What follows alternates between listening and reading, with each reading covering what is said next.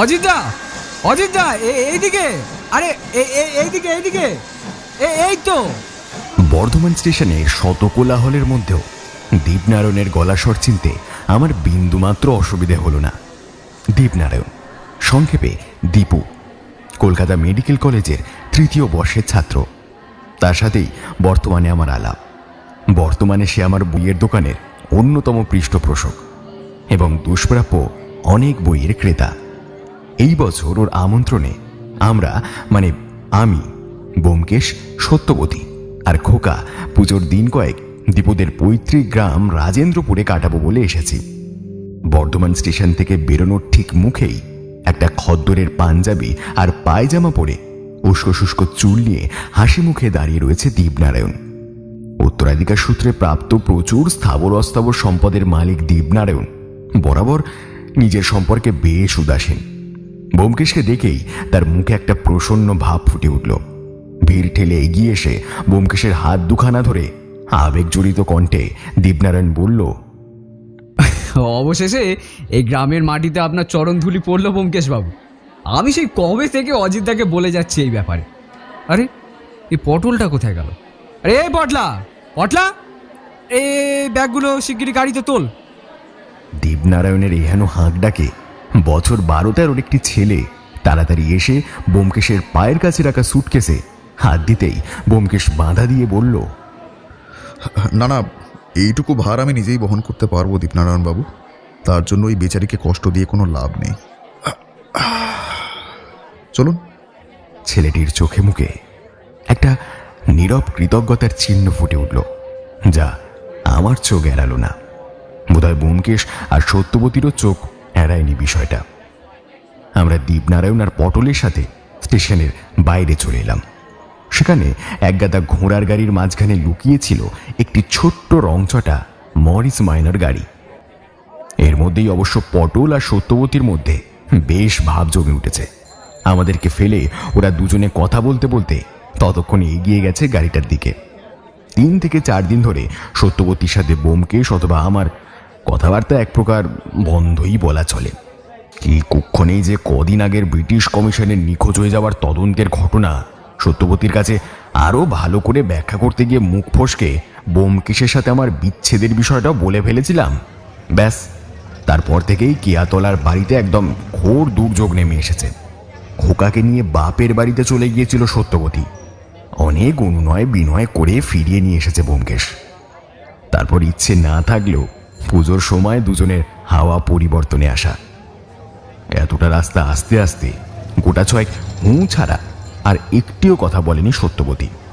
ব্যোমকেশ আর আমি একটা সিগারেট পুরো শেষ করে গাড়ির কাছে পৌঁছে দেখি সত্যবতী, খোকা আর পটল গাড়ির পিছনের আসনটা এক প্রকার দখল করে ফেলেছে। সামনের আসনে আমাদের দুজনের একসাথে বসা সম্ভব নয়, তবে এই মুহূর্তে অনুরোধ করে বিশেষ ফল পাওয়া যাবে না বুঝতে পেরে ব্যোমকেশ আমাকে বলল, এই তোমার কৃতকর্মের ফল না আমাকেও ভুগতে হচ্ছে অজিত। নাও না, নাও না, দাঁড়িয়ে থেকে কি করবে? আরে গাড়িতে উঠে বসো। আমি বরং একটা ভাড়ার গাড়ি নিয়ে নিই, যাই। এই কথায় দীপনারায়ণ প্রায় হইচই ফেলে দিল। আরে না না, কি বলছেন ব্যোমকেশ বাবু? হ্যাঁ, আমি থাকতে আপনি যাবেন এই ভাড়ার গাড়িতে? দাঁড়ান দাঁড়ান, আমি এক্ষুনি একটা ব্যবস্থা করছি। এ পটলা, এই গাড়ি থেকে নাম। হ্যাঁ, আমি টাকা দিচ্ছি, তুই বরং অন্য গাড়িতে চলে আয়। সত্যবতী গাড়ির পিছনের আসন থেকে চেঁচিয়ে বলল, পটল যদি গাড়ি থেকে নামে তবে আমি এখান থেকে 1 পাও নড়ব না বলে দিচ্ছি। দরকার হলে দুপুরে ট্রেন ধরে কলকাতা ফিরে যাব। খুব শিগগিরই গৃহযুদ্ধ বাঁধতে যায় এই আশঙ্কায় আমি বলে উঠলাম, আচ্ছা আচ্ছা, হয়েছে হয়েছে, ঠিক আছে ঠিক আছে, আমি না হয় অন্য গাড়িতে যাচ্ছি, তোমরা এগো। এই দীপু, বলছি ঠিকানাটা একটু বলে দাও তো ভাই। বোধহয় এত তাড়াতাড়ি এই জটিলতার থেকে মুক্তি পাবে এই আশা দীপনারায়ণ করেনি। আমার কথায় সে যেন হাঁফ ছেড়ে বাঁচল। মৃদু প্রতিবাদ করে সে চলে গেল ঘোড়ার গাড়িগুলোর জটলার দিকে। একটু পরে ফিরে এলো বৃদ্ধ কচুয়ান এবং তার তুলনায় ততোধিক বৃদ্ধ একটি ঘোড়ার গাড়িকে সাথে করে। দীপনারায়ণ তার নিজস্ব হিন্দি ভাষায় চেঁচিয়ে বলল, तुम इस बाबू को राजेंद्रपुर में पहुंचा दाओ। अरे दाঁড়িয়ে দাঁড়িয়ে মুখ क्या देखता है, ले जाओ बाबू को। বৃদ্ধ লোকটি লুঙ্গিটা হাঁটু অবধি গুটিয়ে এক মনে দাঁত খুঁজছিল। দীপনারায়ণের কথায় সে ফিক করে হেসে বলল, বাবু আমি বাঙালি, খোট্টা নই। দীপনারায়ণ একটু বিষম খেল, তারপর বোকার মতন হেসে বলল, মানে ঠিক আছে ঠিক আছে, উনি অনেক দূর থেকে এসেছেন, নিয়ে চলো। ওই যে অনন্ত মল্লিকের বাড়ি আছে না, হ্যাঁ, ওর ওই পাশের গলিটা দিয়ে ঢুকে পুকুরটা পেরিয়ে দোতলা বাড়ির সামনে নামিয়ে দিও। দীপনারায়ণ একরকম আমার অনুরোধ অগ্রাহ্য করে ভাড়াটা মিটিয়ে চলে গেল। আমি গাড়িতে ওঠার পরে বৃদ্ধ কচুয়ান মুখে একরকম চুকচুক শব্দ করতেই অস্থি চর্মসার ঘোড়াটা চি করে ডেকে উঠে দাঁড়ালো। তারপর বৃদ্ধ লোকটা চাবুকটা শূন্যে কয়েকবার সাঁই সাঁই করে ঘুরিয়ে নিয়ে বলল, চল সিকান্দার, আবার বেগে চল। সত্যি আবার বেগই বটে। সিকান্দার মানে ওই অস্থি চর্মসার ঘোড়াটির মধ্যে দেখি অদ্ভুত প্রাণ শক্তি, যেন পক্ষীরাজের মতন তার দুটি অদৃশ্য ডানা রয়েছে। এবড়ো খেবড়ো রাস্তার উপর দিয়ে সে যেন গাড়িটাকে উড়িয়ে নিয়ে চলেছে। মাঝে মাঝে ভয় হচ্ছিল জীর্ণ গাড়িটা এই বুঝি টুকরো টুকরো হয়ে ভেঙে পড়বে। নীল আকাশের দিকে দিকে ভেসে চলেছে পেঁজা তুলোর মতন মেঘের টুকরো। রাস্তার দুপাশে সাদা কাশফুল মাথা দুলিয়ে যাচ্ছে অনবরত। আজ সপ্তমী, গতকাল দেবী দুর্গার বোধন হয়ে গেছে। তার আগমনের জন্যই প্রকৃতি অকৃত্রিম রূপে নিজেকে সাজিয়ে তুলেছে আজ। গাড়ি বড় রাস্তা ছেড়ে মেঠো পথে ঢুকতেই বারবার ঝাঁকুনিতে এক প্রকার গাড়িতে বসা আমার পক্ষে দায় হয়ে পড়ল। সামনে বসা বৃদ্ধ কচুয়ান ততক্ষণে গলা ছেড়ে গান ধরেছে। একটু পরে রাস্তার মোড় ঘুরতেই বড় একটা বাড়ি নজরে পড়ল, বেশ পুরনো অবশ্য। বাড়ির মূল ফটকের সামনে কলা গাছ বসানো, ভেতরে প্রকাণ্ড শামিয়ানা টাঙানো রয়েছে। ছাদ থেকে ঝুলছে রঙিন কাগজের শিকল। রাস্তায় ভিড় করে আছে বয়স্ক ও বাচ্চাদের দল। সরো সরো, জায়গা দাও, জায়গা দাও। হটো রাস্তা থেকে, হটো হটো হটো। এইরকম নানা রকম আওয়াজ করতে করতে অদ্ভুত কৌশলে ভিড় কাটিয়ে গাড়িটাকে এগিয়ে নিয়ে চলেছে বৃদ্ধ লোকটা। হঠাৎ ভিড়ের মধ্যে থেকে কে বলে উঠল, আরে ও কালীচরণ, মল্লিকের ভুঁড়ি বোঝা আসবি না? বুঝলাম আমার সারথীর নাম কালীচরণ। কালীচরণ হেসে কি যেন বলল, কিন্তু চেঁচামেচিতে শুনতে পেলাম না। ভিড়টা পেরিয়ে এসে মোটামুটি একটা ফাঁকা মতন জায়গায় পৌঁছাতেই আমি জিজ্ঞেস করলাম, আচ্ছা এই কি যেন নাম আপনার? হ্যাঁ কালীচরণ বাবু, বলছি এই মল্লিকের ভুঁড়ি ভোজটা কি জিনিস? কালীচরণ এক হাতে ছেঁড়া গেঞ্জির ফাঁক দিয়ে পেট চুলকিয়ে জবাবে বলল, এই বাড়ির নাম মল্লিক বাড়ি। অনেক পুরনো আমল থেকে বংশানুক্রমিক ভাবে ধুমধাম করে পুজো হয়ে এসেছে এই বাড়িতে। এখন 15 বছর ধরে এই বাড়ির পুজোর দায়িত্বে রয়েছেন মল্লিক বংশের বড় ছেলে অনন্ত মল্লিক। এই সপ্তমীর দিন থেকে দশমী অবধি দুবেলা গ্রামে কারোর বাড়িতে রান্না হয় না, বুঝলেন কিনা। গরিব বড় লোক এই জাত ধর্ম নির্বিশেষে সবাই এখানে খেতে আসে। আর মা জননী মা, মা পরমেশ্বরী মা তো এই গাঁয়ের সাক্ষাৎ লক্ষ্মী প্রতিমা। উনি আছেন বলেই তো পুজো আচ্চার দিনে একটু নতুন নতুন সুতো গায়ে ওঠে গরিবদের। রোজ রাতে কবি গানের আসর বসে, এখানে চলে আসবেন। এই এলাহি ব্যাপার, একজন থাকছেন যখন নিজের চোখেই দেখতে পাবেন। কালীচরণ দীপনারায়ণের কথা মতো একটা দোতলা বাড়ির সামনে আমাকে নামিয়ে দিয়ে চলে গেল। বাড়িটা সদ্য রং করা হয়েছে, তবুও দেওয়ালের বড় বড় ফটকগুলোকে লুকানো যায়নি। একতলায় ছোট দাতব্য চিকিৎসালয়টা দেখেই আন্দাজে বুঝে নিলাম এটাই দীপনারায়ণের বাড়ি। কিন্তু এতক্ষণে তো ব্যোমকেশদের চলে আসার কথা, ওরা তো গাড়িতে এসেছে, গেল কই? অবশ্য বেশিক্ষণ ভাবতে হলো না। খানিক পরেই ধক ধক আওয়াজ করতে করতে হাজির হলো মরিস মাইনার গাড়িটা। গাড়ির ছাদের ওপরে খড়ের আঁটি ভর্তি। ব্যোমকেশ গাড়ি থেকে বেরিয়ে হাত পা ঝাড়তে ঝাড়তে বলল, আরে ধন্য আপনার গাড়ি চালানো দীপনারায়ণ বাবু, আপনিই পারেন। মাফ করবেন ব্যোমকেশদা, আসলে স্টিয়ারিংটা হঠাৎ করে লক হয়ে যাবে না, আমি বুঝতে পারিনি। গাড়ির ভেতর থেকে পটল দেখি হঠাৎ মুখ বাড়িয়ে বলল, এই জন্য দীপুদা গাড়িটা বের করতে আমি বারণ করেছিলাম। যাক, তাও আজকে খড়ের কাদার উপর দিয়ে গেলে, আগেরবার তো আমাকে নিয়ে একেবারে পানা পুকুরে ডুবে গেছিলে। সত্যবতী খিলখিলিয়ে হেসে উঠল, সাথে সাথে আধো আধো কণ্ঠে খোকাও। সবার সামনে কৌতুকের পাত্র হয়ে যাচ্ছে দেখে দীপনারায়ণ একটু গলা খাকড়ে বেশ মেজাজ নিয়ে বলল, হাই ডেপো ছোকরা, বড়দের মুখে মুখে কথা, চুপ কর, যা শিগগির ঘর যা। পটল সত্যবতী আর খোকাকে নিয়ে বাড়ির ভিতরে চলে গেল। সত্যবতীর সাথে পটলকে এই মুহূর্তে ঠিক যেন ছোট ভাইটির মতন লাগছে। দীপনারায়ণ গাড়ির ডিকি খুলতে খুলতে বলল, বুঝলেন ব্যোমকেশবাবু, আসলে পটলের জন্মের পর ওর বাবা মা মারা যায়। তখন থেকেই ও আর ওর দিদি দুজনেই মল্লিক বাড়িতে থাকে। ওর বাবা বলরাম বিশ্বাস, মানে ওই অনন্ত মল্লিক, মানে আসার সময় যার বাড়িতে দেখলেন পুজো হচ্ছে, হ্যাঁ, ওই তার পালিত পুত্র ছিলেন। ব্যোমকেশ আমার ও নিজের সুটকেসটা হাতে নিয়ে জিজ্ঞাসা করল, আপনি পটলের কেউ হন? না না, সেরকম কিছু নয়। আসলে ওর জ্যাঠা অনন্ত মল্লিক, হ্যাঁ, ওনার চিকিৎসার জন্যই আমি মাঝে সাঝে ওদের বাড়িতে যাই। ভদ্রলোক প্রেশারের রুগী, সেখান থেকেই পরিচয়। ও আমাকে দাদা বলে ডাকে। বাচ্চারা জানেন তো, ভালোবাসার কাঙাল। আজকে কলকাতা থেকে আপনারা আসছেন শুনে একরকম জোর করেই আমার সঙ্গে গেছে। ব্যোমকেশ একটু মুচকি হেসে পকেট থেকে সিগারেটের বাক্সটা বের করেও কেন জানি না আবার ঢুকিয়ে রাখল। দীপনারায়ণ অনেক কসরত করে গাড়িটাকে বাড়ির পাঁচিলের পাশে দাঁড় করিয়ে আমাদের নিয়ে গেল বাড়ির ভেতরে।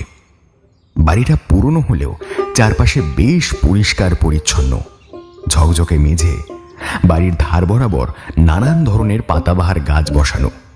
একতলায় বেশ বড় বড় খানতিনে ঘর এবং বারান্দার শেষের ঘরটা বোধহয় রান্নাঘর। দীপনারায়ণ ওই তিনটে ঘরের একটা দরজার সামনে দাঁড়িয়ে তালা খুলতে খুলতে বলল, এটা আপনার আর বৌঠানের ঘর ব্যোমকেশবাবু, আমি গুছিয়ে রেখেছি। অজিতবাবু, আপনার ঘরের পাশে।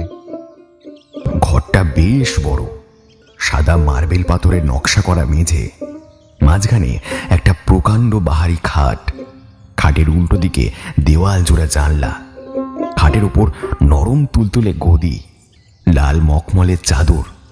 ব্যোমকেশ সুটকেসটা মেঝেতে নামিয়ে এবার সিগারেট ধরিয়ে জানলার কাছে চলে গেল। আমি আমার নিজের সুটকেসটা নিয়ে পাশের ঘরে যেতেই অবাক হয়ে গেলাম, কারণ সেই ঘরে খাটের ওপর খোকাকে কোলে নিয়ে একেবারে রাজরানীর মতন বসে রয়েছে সত্যবতী। দীপনারায়ণ অবাক হয়ে বলল, আরে বৌঠান, আপনার জন্য তো পাশের ঘরে ব্যবস্থা করেছি, আর আপনি এই ঘরে? কেন, এই ঘরে মেয়ে মানুষের থাকা নিষেধ নাকি? না মানে, আপনি এই ঘরে থাকবেন আর ও ঘরে ব্যোমকেশদা। আমি পটলকে একটু জল আনতে পাঠিয়েছি, খোকার গা হাত পা মুছিয়ে দেব বলে। দেখুন তো এসেছে কিনা। দীপনারায়ণ চুপচাপ ঘর থেকে বেরিয়ে গেল, পিছন পিছন আমিও। কি করব বুঝতে না পেরে বাধ্য হয়ে পাশের ঘরের পর্দা সরিয়ে বন্ধুবর ব্যোমকেশের ঘরে ঢুকতেই সে বলে উঠল, কি হে অজিত, খিদে পেয়েছে, পেটে কিছু পড়বে না নাকি? ঘরে তো চাকর বাকর কাউকে দেখছি না। আর তার থেকে বড় কথা, চাকর আদৌ আছে কিনা সন্দেহ। আলবাত আছে।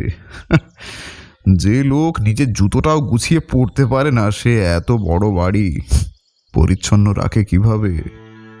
কি যে বলো তুমি। এই তুমি না চোখ থাকতেও অন্ধ, জানো তো অজিত। ওর সাথে এতক্ষণ ছিলে, ওর পায়ের দিকে খেয়ালই করনি তুমি। যে বলি তোমায়, তুমি দেখতে পাওনি ভদ্রলোক দু পায়ে দুখানা আলাদা জুতো পরে ঘুরছেন? কি যে করো না তুমি, তুমি আবার রহস্য রোমাঞ্চ উপন্যাস লেখো। বলো কি? হ্যাঁ, যাকে এখন যাও দেখি, আমার সুটকেসটা থেকে দাবাটা বের করো। পেটে খিদে না মিটুক, অন্তত মনের খিদেটা তো মিটুক। নাও নাও নাও, দেরি করো না। সে কি, তুমি এখানেও দাবা নিয়ে এসেছো? বন্ধু, আর যেখানে যাও না রে ভাই, সপ্ত সাগর পার, কাতুকুতু বুড়োর কাছে যেও না খবরদার। ব্যাস, ব্যোমকেশকে আবার আবোল তাবোলে পেয়েছে। আমি জানি এখন ওকে যাই জিজ্ঞেস করি না কেন, ও শুধু আবুল তাবুলের বুলি আউড়ে যাবে। অনন্ত মল্লিকের বাড়িতে ভুঁড়িভোজের আমন্ত্রণটা আমাদের কাছে একেবারেই অপ্রত্যাশিত ছিল। ব্যোমকেশের সাথে দাবায় দুবার হেরে যখন খিদেতে পেটে ছুঁচোয় ডন মারছে, মনে মনে দীপনারায়ণের 14 পুরুষের গালমন্দ করছি, ঠিক তখনই একদম শান্তিপুরি ধুতি আর কলকা করা পাঞ্জাবি পরে হাসি মুখে দীপনারায়ণের প্রবেশ ঘটল।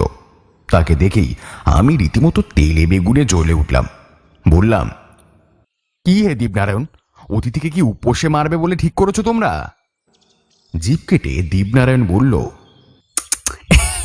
এ মা, ছি ছি ছি ছি, তা নয় তা নয়, বৌঠান খোকাকে নিয়ে অনেক আগেই চলে গেছে। ব্যোমকেশ দু চোখ কপালে তুলে জিজ্ঞেস করলো, হ্যাঁ, সে কি? কোথায় চলে গেছে? অনন্ত মল্লিকের বাড়ি, সেখানে আজকে ভুঁড়িভোজ। পূজার কদিন গ্রামে রান্না বান্না হয় না। কিন্তু ওখানে তো ওদের কেউই চেনে না। কে বললো চেনে না? ও বাড়ির লোক এখন আপনার পথ চেয়ে বসে আছে। আরে বোঝো ঠেলা। অজিত, তাহলে গাত্রোত্থান করো, ক্ষুধাগ্নিকে নির্বাপিত করে আসা যাক। ও ভালো কথা দীপনারায়ণ বাবু, বলছি যে দয়া করে আপনার গাড়িটা আর নেবেন না, আমরা হেঁটেই যাব। তা দরকার হবে না ব্যোমকেশ বাবু, মল্লিক বাড়ির ফিটন আমাদের বাড়ির দরজার সামনে আধ ঘন্টা ধরে দাঁড়িয়ে রয়েছে।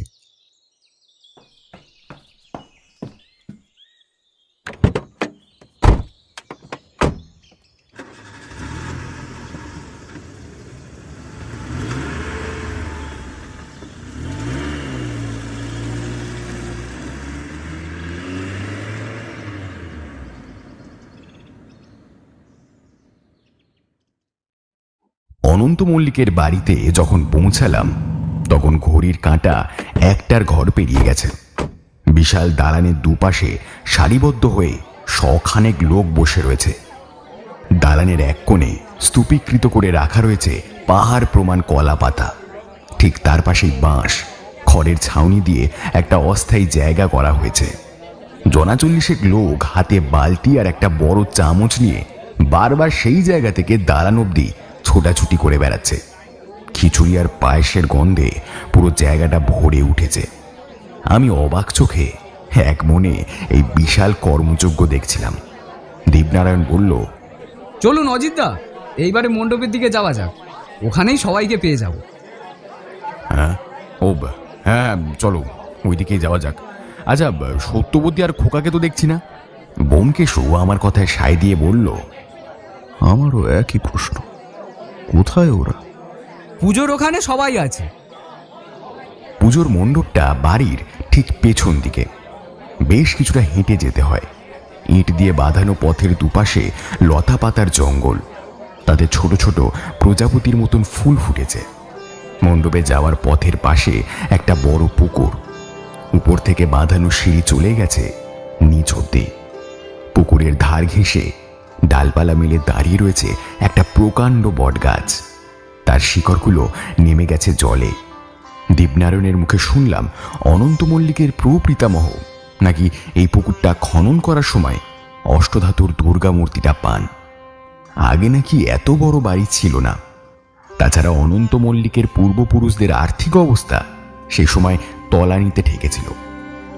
ওই মূর্তিটা পাওয়ার পর থেকেই অদ্ভুতভাবে চরচর করে তাদের ব্যবসায় লাভের পারদ বাড়তে শুরু করে। এইসব কথায় কথায় আমরা মণ্ডপের সামনে এসে পৌঁছলাম। মণ্ডপটা অনেকটা গোল বৃত্তের মতন, বোধহয় উপরের গম্বুজে ওম লেখা ছিল, তবে সেটার অনেকটাই এখন লুপ্ত হয়ে গেছে। রং ছুটে গেছে মণ্ডপের জায়গায় জায়গায়। ভিতর থেকে ঢাকের বাজনা ভেসে আসছে। ব্যোমকেশ স্বগতোক্তি স্বরে বলল, পুজোর আগে এই জায়গাটা একটু মেরামত করার দরকার ছিল মল্লিকবাবুর। বেমানান, বড্ড বেশি বেমানান। তবে সব থেকে আশ্চর্য হলাম মণ্ডপের ভেতরে ঢুকে। ঠিক মাঝখানেই রয়েছে একটি অষ্টধাতুর ফুট 7 দুর্গা মূর্তি।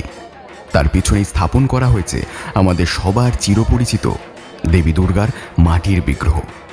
পুরোহিত সেই বিগ্রহটাকেই পুজো করছেন, আর অষ্টধাতুর আসল মূর্তিটাকে একটি লোহার খাঁচার মধ্যে রাখা হয়েছে।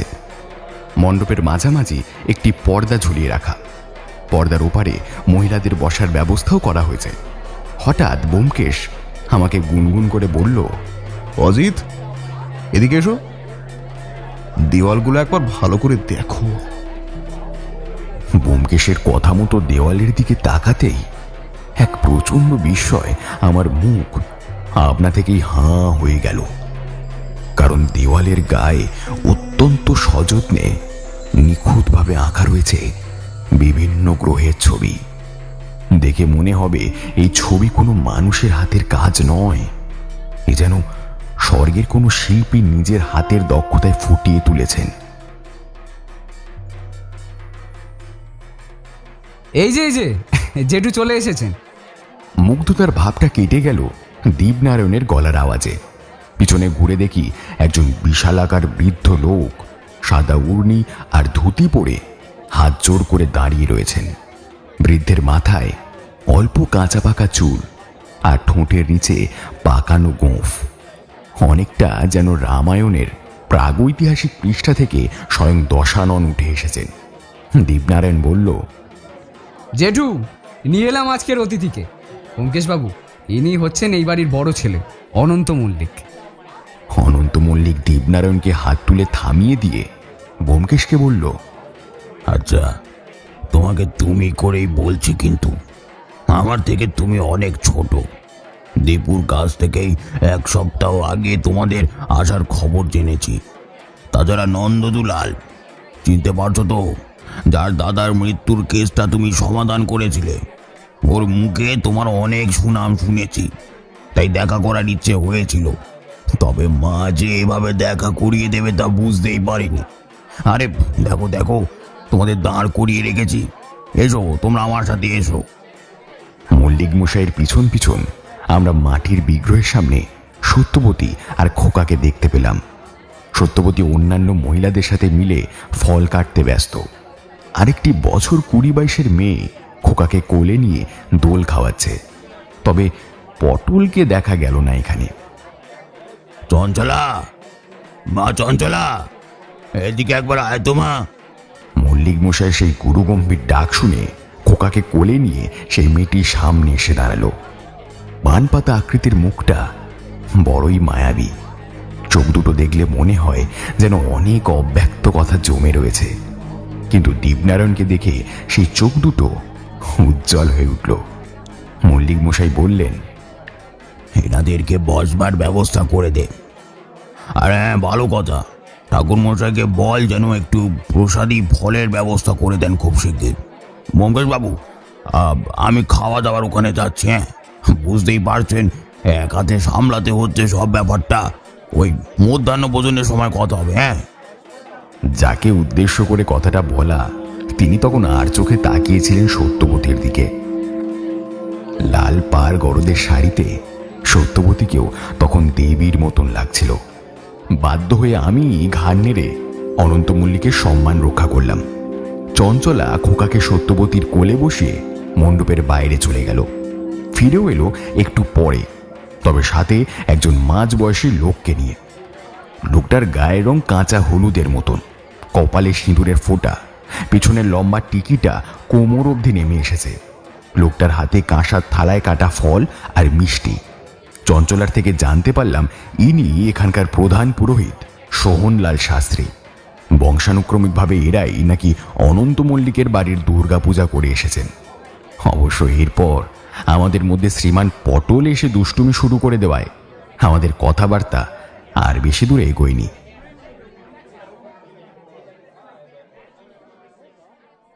সপ্তমীর ভুরিভোজ মিটতে মিটতে প্রায় 3টে বেজে গিয়েছিল, আর আমাদের মধ্যাহ্নভোজে বসতে বসতে প্রায় 4টে। ততক্ষণে অবশ্য পেটের খিদে পেটেই মরে গেছে, তবে খাওয়ার আয়োজনে কমতি ছিল না।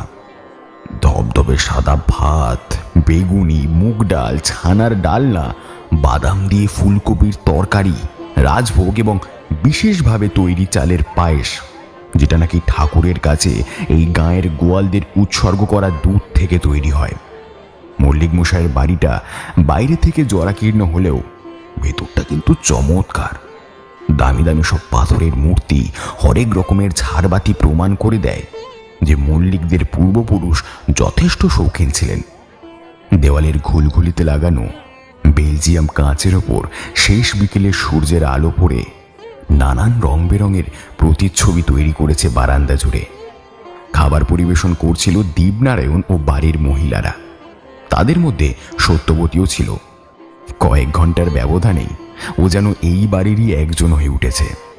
রান্নাঘরের ভেতর থেকে খাবার পরিবেশনের তদারকি করছিলেন বড় বউ, অর্থাৎ অনন্ত মল্লিকের স্ত্রী হেমাঙ্গিনী। ব্যোমকেশের পাতে বেগুনি দেওয়ার সময় শুনলাম সত্যবতী গুনগুন করে বলছে, তোমার কিন্তু অম্বলের ব্যামো আছে, ভাজাভুজি বেশি খেও না। বেশ ভালোই আছে দুজনে। সত্যবতীর দিকে তাকিয়ে একটু মুচকি হেসে বেগুনিতে বেশ একটা বড় সড়ো কামড় দিয়ে ব্যোমকেশ মল্লিক মশাইকে জিজ্ঞেস করলো, অনন্তবাবু, মানে আমিও আপনাকে জ্যাঠামশাই বলেই ডাকছি, কিছু মনে করবেন না। আপনাদের মণ্ডপে হাতে আঁকা কিছু ছবি দেখলাম, চমৎকার কাজ। কে এঁকেছে ওগুলো? অনন্ত মল্লিক তার পায়েস মাখা হাতটা চাটতে গিয়ে যেন থমকে গেলেন। তারপর বারান্দার ধার ঘেঁষে উঠে যাওয়া সিঁড়ির দিকে কিছুক্ষণ তাকিয়ে থেকে জবাব দিলেন, সবই অদৃষ্ট ব্যোমকেশ, সবই অদৃষ্ট। ছবিগুলো আমার ভাই পরাশর মল্লিকের আঁকা। কলকাতা বিশ্ববিদ্যালয়ের পদার্থবিজ্ঞানের অধ্যাপক ছিল। অনেক পয়সা খরচ করে ইতালি থেকে ওকে পড়িয়ে নিয়ে এসেছিল বাবা। ছোটবেলায় আঁকার হাত বেশ ভালো ছিল। ইতালিতে থাকাকালীন সেই হাত আরো শক্ত হয়। বিদেশ থেকে বাড়ি ফিরেই অধ্যাপনার পাশাপাশিও ওই মণ্ডপের দেওয়ালের কাজগুলো শুরু করে। কিন্তু এসব করে আর কি লাভ বলুন? কেন? কেন মানে, পরাশর তো আর নিজের মধ্যে নেই। সে এখন পুরোপুরি মানসিক ভারসাম্যহীন। মেজ ভাই বলরাম মারা যাওয়ার শোকটাও নিতে পারেনি। তার উপর চঞ্চলার পডলাকে রেখে ওর বাবা মায়ের চলে যাওয়া। পরিবারের ভেতরের কথা আর কি বলবো। সপ্তমীর বিকেলটা কেমন যেন ম্লান হয়ে গেল। দেখলাম একটু দূরেই রান্নাঘরে চৌকাঠে আসন পেতে খেতে বসেছে পটল। তাকে খাইয়ে দিচ্ছে চঞ্চলা। তাদের ওই অবস্থায় দেখে অজান্তেই আমার চোখের কোণটা কেমন যেন ভিজে গেল। ব্যোমকেশের পাশে খেতে বসেছে দীপনারায়ণ। খাওয়া থামিয়ে দিয়ে সে বলে উঠল, এটুকু শুনেই চোখে জল আসছে অজিতদা। এবারই আনাচে কানাচে এরকম অনেক দুঃখের কাহিনী লুকিয়ে রয়েছে। কদিন থাকুন, থাকলে সবই শুনতে পাবে।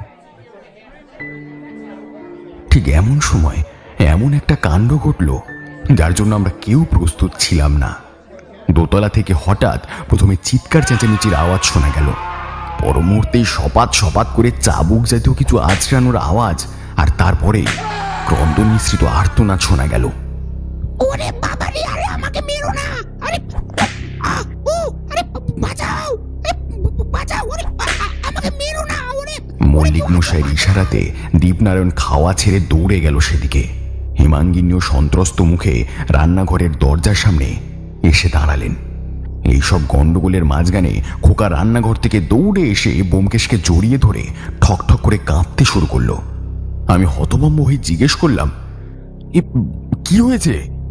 মল্লিক মশাই নির্বিকার চিত্তে হাত চাটতে চাটতে বললেন, পরাশর খেপে গেছে। ও বেটা খেপে গেলে প্রচন্ড ভায়োলেন্ট হয়ে ওঠে। একে তাকে কামড়ে দেয়। সামলানো বিভৎস কঠিন হয়ে পড়ে তখন। এইসব নিত্যদিনের ব্যাপার। চাকররা আছে, সামলে নেবে। আপনি খান। এইসব ঘটনাচক্রে আমার আর ব্যোমকেশের ভালো করে খাওয়া হলো না। পাতে থাকা ভাতগুলো একপাশে সরিয়ে রেখে উঠে পড়লাম আমরা। খাওয়া শেষ করে মল্লিক মশাই মুখ ধুয়ে পাঞ্জাবির পকেট থেকে একটা ছোট্ট টিনের কৌটো বের করে কয়েকটা লবঙ্গ আর এলাচ দানা মুখে দিয়ে বারান্দায় ভাঁজ করে রাখা আরাম কেদারাটা খুলে তাতে বসে চোখ বুঝলেন। ব্যোমকেশ খোকাকে কোলে নিয়ে কিছুক্ষণ আদর করে তারপর ওকে রান্নাঘরে দিয়ে এসে আমাকে বলল, আরে এই অজিত, চলো মণ্ডপ থেকে আরেকবার ঘুরে আসা যাক। না না, থাক, একেবারে দীপনারায়ণের ঘরে গিয়ে বিশ্রাম নেব নয়। এই তুমি না দিন দিন বড্ড কুঁড়ে হয়ে যাচ্ছ, জানো তো? আমরা এখানে কি করতে এসেছি? কি করতে আবার? পুজোর ছুটি কাটাতে। আর একটু পরেই সন্ধ্যা নামবে, সপ্তমীর সন্ধ্যারতি শুরু হয়ে যাবে, আর তুমি বলতে চাও পুজোর ছুটি কাটাতে এখানে এসে সন্ধ্যারতি না দেখে বাড়ি ফিরে গিয়ে নাক ডাকবো? হ্যাঁ, কি করে বলো তুমি এগুলো? আরে না, আমি ওটা বলতে চাইনি আসলে। ঠিক আছে, চলো। আমরা সদর দরজা দিয়ে বেরোতে যাব এমন সময় দীপনারায়ণ পেছন থেকে বলল, ব্যোমকেশ বাবু, আমি বৌঠানার খোকাকে রেখে আসতে যাচ্ছি। মল্লিক মশাই চেয়ার থেকে উঠে বসে অবাক হয়ে বললেন, এ বাবা, সে কি? একটু পরে সন্ধ্যারতি হবে, মাকে শীতল ভোগ নিবেদন করতে হবে। এখন চলে গেলে চলবে কি করে? আগে জেঠিমাও তাই বললেন, কিন্তু বৌঠান থাকতে চাইছেন না, বলছেন পরে আবার সন্ধ্যের দিকে আসবেন। ও, আচ্ছা আচ্ছা, ঠিক আছে, রতনকে বলে গাড়িটা নিয়ে যাও। ব্যোমকেশ হঠাৎ দাঁড়িয়ে পড়ে হেসে বলল, দীপনারায়ণবাবু, আপনাকে আর কষ্ট করে যেতে হবে না, এখানে অনেক কাজ আছে। আপনি বরং ওই চাবিটা দিন, আমরা যাচ্ছি। সত্যর সঙ্গে একসাথেই ফিরবো। নতুন জামা কাপড় তো সব সুটকেস বন্দি হয়ে পড়ে আছে। তাহলে আমি এখন আসি জ্যাঠামশাই, সন্ধ্যায় দেখা হবে। মল্লিক মশাই হেসে ঘাড় নাড়তেই দীপনারায়ণ চাবিটা বিনা আপত্তিতে ব্যোমকেশের হাতে দিয়ে আমাদের বাড়ির মূল দরজা অব্দি এগিয়ে দিল। বাইরেই ফিটানটা দাঁড়িয়ে রয়েছে। সত্যবতী আর খোকাকে গাড়িতে তুলে দিয়ে ব্যোমকেশ আর আমি হাঁটতে শুরু করলাম। হেমাঙ্গিনী দেবীও এসেছিলেন আমাদের সাথে।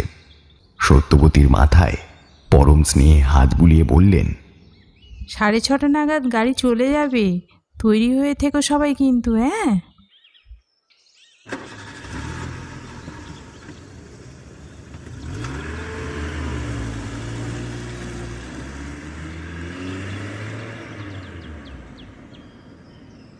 ব্যোমকেশ আর আমি পাশাপাশি হাঁটছিলাম। মেটো পথ ধরে মাঝে মাঝেই মালপত্র বোঝাই গরুর গাড়ি কেঁচুর কেঁচুর আওয়াজ তুলে চলে যাচ্ছে।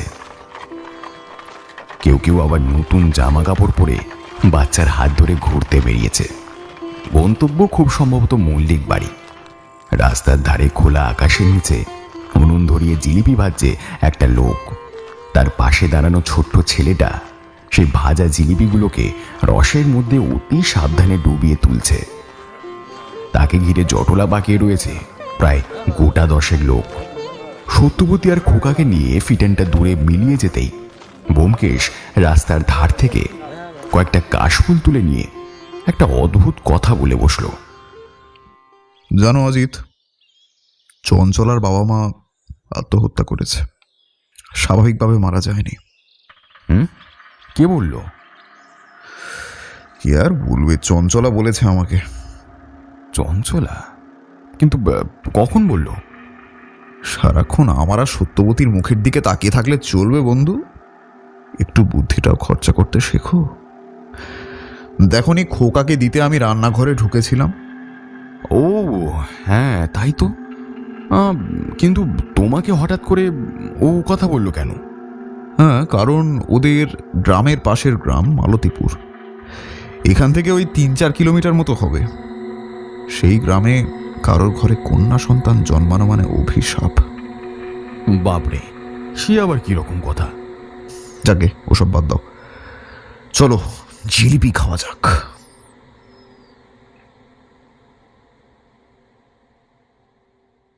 মানুষ মাঝে মাঝে ভাবে এক, আর হয়তো ভগবান সেই ভাবনায় জল ঢেলে দেওয়ার জন্য সর্বদা প্রস্তুত হয়ে থাকেন। সন্ধ্যার দিকে আমরা সবাই মল্লিক বাড়িতে যাওয়ার জন্য প্রস্তুত হয়েই ছিলাম। ঠিক বেরোনোর মুখেই শুরু হলো প্রবল ঝড় বৃষ্টি, তার সাথে বিকট শব্দে বাজ। ব্যবসা গরমটা অবশ্য দুপুর থেকেই ছিল, কিন্তু আকাশে মেঘের কণা মাত্র না থাকায় ঘুণাক্ষরেও আন্দাজ করা যায়নি যে সন্ধ্যেবেলা পরিস্থিতি এমন জায়গায় দাঁড়াবে। দীপনারায়ণের বাড়িতে চাকর 2জন, বলা বাহুল্য ওরা দুজনেই মল্লিক বাড়িতে কাজে ব্যস্ত। এখন অনেক খুঁজে পেতে রান্নাঘর থেকে একটা ক্ষয়ে যাওয়া মোমবাতি জোগাড় করে আপাতত তাতেই কাজটা চালিয়ে নিতে হচ্ছে। আসলে দীপনারায়ণ পুজোর কাজে এতটাই ব্যস্ত ছিল যে বেচারা বোধহয় এদিকে তাকানোর সময় পায়নি। সত্যবতী ব্যোমকেশের ঘরে খাটের উপর বসে জানলা দিয়ে বাইরে তাকিয়ে রয়েছে। ওদিকে খোকা আপন মনে মেঝেতে বসে ব্যোমকেশের নিয়ে আসা কাশফুলের গোছাগুলোকে নিয়ে এক মনে খেলে চলেছে। আমরা দুজনেই সিগারেট ধরিয়ে অন্ধকারে বারান্দায় বসেছিলাম। হঠাৎ বৃষ্টির ঝমঝম শব্দের মধ্যেই আর একটা আওয়াজ আমাদের কানে এসে পৌঁছালো। কেউ যেন দরজার কড়া নাড়ছে। প্রথমে ভাবলাম কানের ভুল, এত অন্ধকারে দুর্যোগের মধ্যে আবার কে ডাকতে আসবে। তবে অচিরেই সেই ভুল ভাঙল, ব্যোমকেশদা, কারণ দরজার কড়া নাড়ার আওয়াজের সাথে একটা অতি পরিচিত কণ্ঠস্বর যোগ হয়েছে। ব্যোমকেশদা শুনছেন? ব্যোমকেশদা। দীপনারায়ণ, দীপনারায়ণ ডাকছে। আমি উঠতে যাচ্ছিলাম, কিন্তু ব্যোমকেশ বলল, এ দাঁড়াও, তুমি খোকার কাছে থাকো, আমি দেখছি। ব্যোমকেশ চলে যেতেই আমি ঘরের ভেতরে চলে এলাম। মোমবাতিটা প্রায় শেষ পর্যায়ে চলে এসেছে, একটু পরেই হয়তো নিভে যাবে। আমি চৌকাঠ পার হয়ে বলতে যাওয়ার আগেই দেখলাম হুড়মুড়িয়ে ঘরে ঢুকলো ব্যোমকেশ। অজিত, শিগগির তৈরি হয়ে নাও, বেরোতে হবে। মল্লিক বাড়িতে বিকেলের পর থেকে পরাশর মল্লিক আর হিমাঙ্গিনী দেবী দুজনকেই খুঁজে পাওয়া যাচ্ছে না। আমি আর সত্যবতী একসাথে চেঁচিয়ে উঠলাম, হ্যাঁ বলো কি? বাইরে ফিটানটা তৈরি ছিল, আমরা গিয়ে বসা মাত্রই সেটা ঊর্ধ্বশ্বাসে চলতে শুরু করলো। বৃষ্টির বেগ আরো বেড়েছে, বাতাসের শোঁ শোঁ শব্দের সাথে ক্রমাগত পাল্লা দিয়ে চলেছে ঘোড়ার খুঁড়ের শব্দ। জানলা দিয়ে বৃষ্টির ঝাপটে এসে ভিজিয়ে দিচ্ছিল আমাদের। দীপনারায়ণ আমাদের উল্টো দিকের আসনে মাথা নিচু করে বসেছিল। সকালের সেই ধুতি পাঞ্জাবি এখন জলে কাদায় ভিজে শরীরের সাথে লেপ্টে আছে একদম। ব্যোমকেশ জিজ্ঞেস করলো, কখন ঘটলো ঘটনাটা? আমরা সঠিক জানি না ব্যোমকেশদা। ঝড়ের মধ্যে ব্যতিব্যস্ত হয়ে পড়েছিলাম। তার মধ্যে আরতি দেখার জন্য মানুষের ভিড়, তাদের সবাইকে একটা নিরাপদ জায়গায় নিয়ে যাওয়া, পুজোয় যাতে কোনো বিঘ্ন না ঘটে তা দেখা, এসবের মধ্যে মূল বাড়িতে ঢোকার আর সময় পায়নি। তখন 5:30 কি 6:45 হবে। শুনেছি নিয়ম অনুযায়ী ওই সময় পরাশর মল্লিক খই আর দুধ খান। সময় মতো ওনার ঘরে এটা পৌঁছে দেওয়ার দায়িত্ব ছিল চঞ্চলার। চঞ্চলা সেই মতো আজকে গেছিল, কিন্তু দোতলায় উঠে দেখতে পায় ঘরের দরজা খোলা, মেজময় কাগজপত্র ছড়ানো, আর সেখানে আর কেউ নেই। আর আপনার জ্যাঠাইমা? আপনাদের সঙ্গে দেখা করার পরে পুজোর জোগাড়ে তিনি মণ্ডপে চলে যান। শুনেছি সেখানে কিছুক্ষণ থাকার পরে তিনি কাউকে না জানিয়ে সেখান থেকে বেরিয়ে গিয়েছেন। পুলিশে খবর দেওয়া হয়েছে? তাছাড়া ওনার আত্মীয় স্বজন? জ্যাঠাইমা পুরনো দিনের মানুষ, ঘর থেকে কাউকে কিছু না জানিয়ে একা একা কোনোদিনও বের হন না। তাছাড়া আজকে বিকেলে নিমন্ত্রিত অতিথিদের মধ্যে রাজেন্দ্রপুর থানার দারোগাও ছিলেন। কাকতালীয়ভাবে নিমন্ত্রণ রক্ষা করার জন্য উনি ঝড় আসার আগে হাজির হয়ে গিয়েছেন। আরে আরে ও আব্দুল চাচা, এ কোথা দিয়ে গাড়ি নিয়ে যাচ্ছ? বাপরে বাপরে বাপ, কি ঝাঁকুনি! মালতীপুরের রাস্তাখানা ধরছি বাবুরা।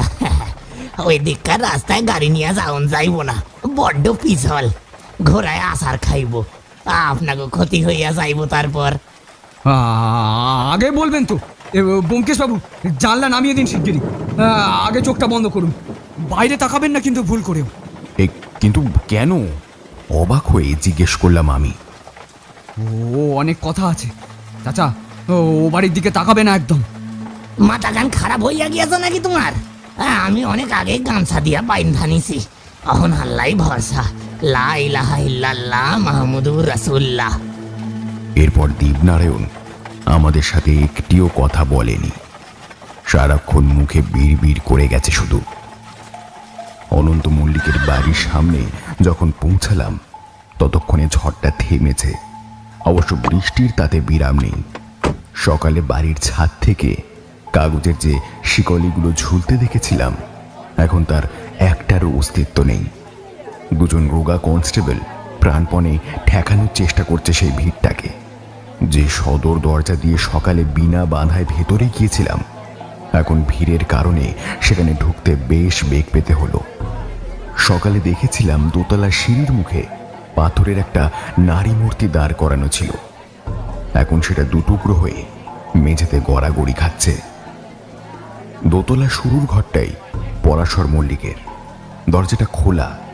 উঁকি মেরে দেখলাম একখানা খাট আর ছোট্ট টেবিল ছাড়া আর কোনো আসবাবপত্র নেই। সারা ঘরে একটিমাত্র বড় জানলা। টেবিলে কিছু ছেঁড়া কাগজ জড়ো করে রাখা আছে। জানলার ঠিক নিচে মেঝের ওপরে অনন্ত মল্লিক খালি গায়ে পা ছড়িয়ে মাথায় হাত দিয়ে বসেছিলেন। আমরা ঘরে ঢুকতেই তিনি ব্যোমকেশের হাত দুটো ধরে কাতর স্বরে বলে উঠলেন, এটা এটা কি হলো ব্যোমকেশ? পুজোর সময় আমার সাথে এটা কি হলো? মা এত নিষ্ঠুর হলেন কি করে আমার উপরে? ও তো কারোর ক্ষতি করেনি কখনো। কোথায় কোথায় খুঁজে পাই ওকে? ওদিকে হিমুকেও পাওয়া যাচ্ছে না। লোক পাঠিয়েছি চারিদিকে, কিন্তু কোনো খবর পেলাম না। আরে আরে ও কি বাইরে দাঁড়িয়ে কেন? এসো এসো, ভেতরে এসো চিন্ময়। দাঁড়াও দাঁড়াও, তোমার সাথে এনাদের আলাপ করিয়ে দিই। কখন যে নিঃশব্দে ঘরে আরও একজনের আবির্ভাব ঘটেছে তা বুঝতেই পারিনি। অনন্ত মল্লিক প্রায় সাথে সাথেই আগন্তুকের সাথে আমাদের পরিচয় করিয়ে দিলেন। ব্যোমকেশ, ইনি হলেন রাজেন্দ্রপুর থানার ইন্সপেক্টর চিন্ময় শঙ্কর রুদ্র, আমার বাল্যবন্ধু। আর চিন্ময়, ওই তোকে বলেছিলাম না, ওই বসন্ত কুঞ্জ আর ওই পুলিশ কমিশনার মিসিংয়ের ঘটনার ব্যাপারে, ইনি সেই ব্যোমকেশ বক্সী। আর ওনার বন্ধু বিখ্যাত সাহিত্যিক অজিত বন্দ্যোপাধ্যায়। ব্যোমকেশ আর আমি হাত জোর করলেও ইন্সপেক্টর সাহেব প্রতি নমস্কারের ধার দিয়েও গেলেন না। সোজা অনন্ত মল্লিককে বললেন, আরে অনন্ত, এই সব ঘটনায় কেন বাইরের লোককে ভেতরে ঢুকতে দিয়েছিস? তোকে পই পই করে বলে দিলাম নিচে যাওয়ার আগে। এরাই তিলকে তাল করে। চিন্ময় বাইরের লোক না, আমি ওদের আমন্ত্রণ করেছি। আর ব্যোমকেশ তো আরে শখের গোয়েন্দা। জানি জানি, মাথা মুন্ডু কিছুই বুঝবে না, শুধু সস্তায় নাম কামানোর ধান্দা। বৌঠান হয়তো কোথাও গিয়ে ঝড়ে বৃষ্টিতে আটকে পড়েছে, থামলে চলে আসবে। আর আমি পরাশরের ব্যাপারটা দেখছি, বুঝলি? হায় রে বাঙালি, ব্যোমকেশের প্রতিভাকেই পুরা দেশের কেউ চিনল না। রাগে আমার মাথায় তখন আগুন জ্বলছিল, কিন্তু ব্যোমকেশের মুখের দিকে তাকিয়ে দেখলাম সে নির্বিকার। ঠোঁটের কোণে এক চিলতে হাসি ঝুলিয়ে রেখে সে তাকিয়ে রয়েছে চিন্ময় রুদ্রের দিকে। এবার ইন্সপেক্টর সাহেব আমার দিকে ঘুরে তাকালেন। কাঁচা পাখা চুল ভর্তি, মাথায় কুতকুতে ছোট ছোট চোখ দুটো হিংস্র শিকারীর মতন লাগছিল। ঘর থেকে প্রায় গলা ধাক্কা দেওয়ার মতন কণ্ঠে তিনি বলে উঠলেন, সে কি, এখনো দাঁড়িয়ে রয়েছেন? জানেন না এইসব কেসে ঘটনাস্থলে সাধারণ মানুষের প্রবেশ নিষেধ?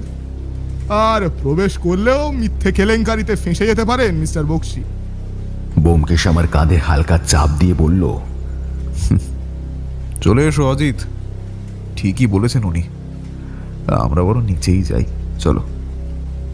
বলেই ঘর থেকে বেরিয়ে গেল, সাথে সাথে আমিও। কিন্তু চৌকাঠ পেরিয়েই ব্যোমকেশ কি মনে হতেই আবার ঘরে ঢুকে অনন্ত মল্লিককে বলল, ও হ্যাঁ জ্যাঠামশাই, আমি গোয়েন্দা নই, সামান্য সত্যান্বেষী। মিথ্যের খোলস ছাড়িয়ে সত্যিকে বের করে আনাই আমার কাজ। নমস্কার, আজ চলি, পরে দেখা হবে।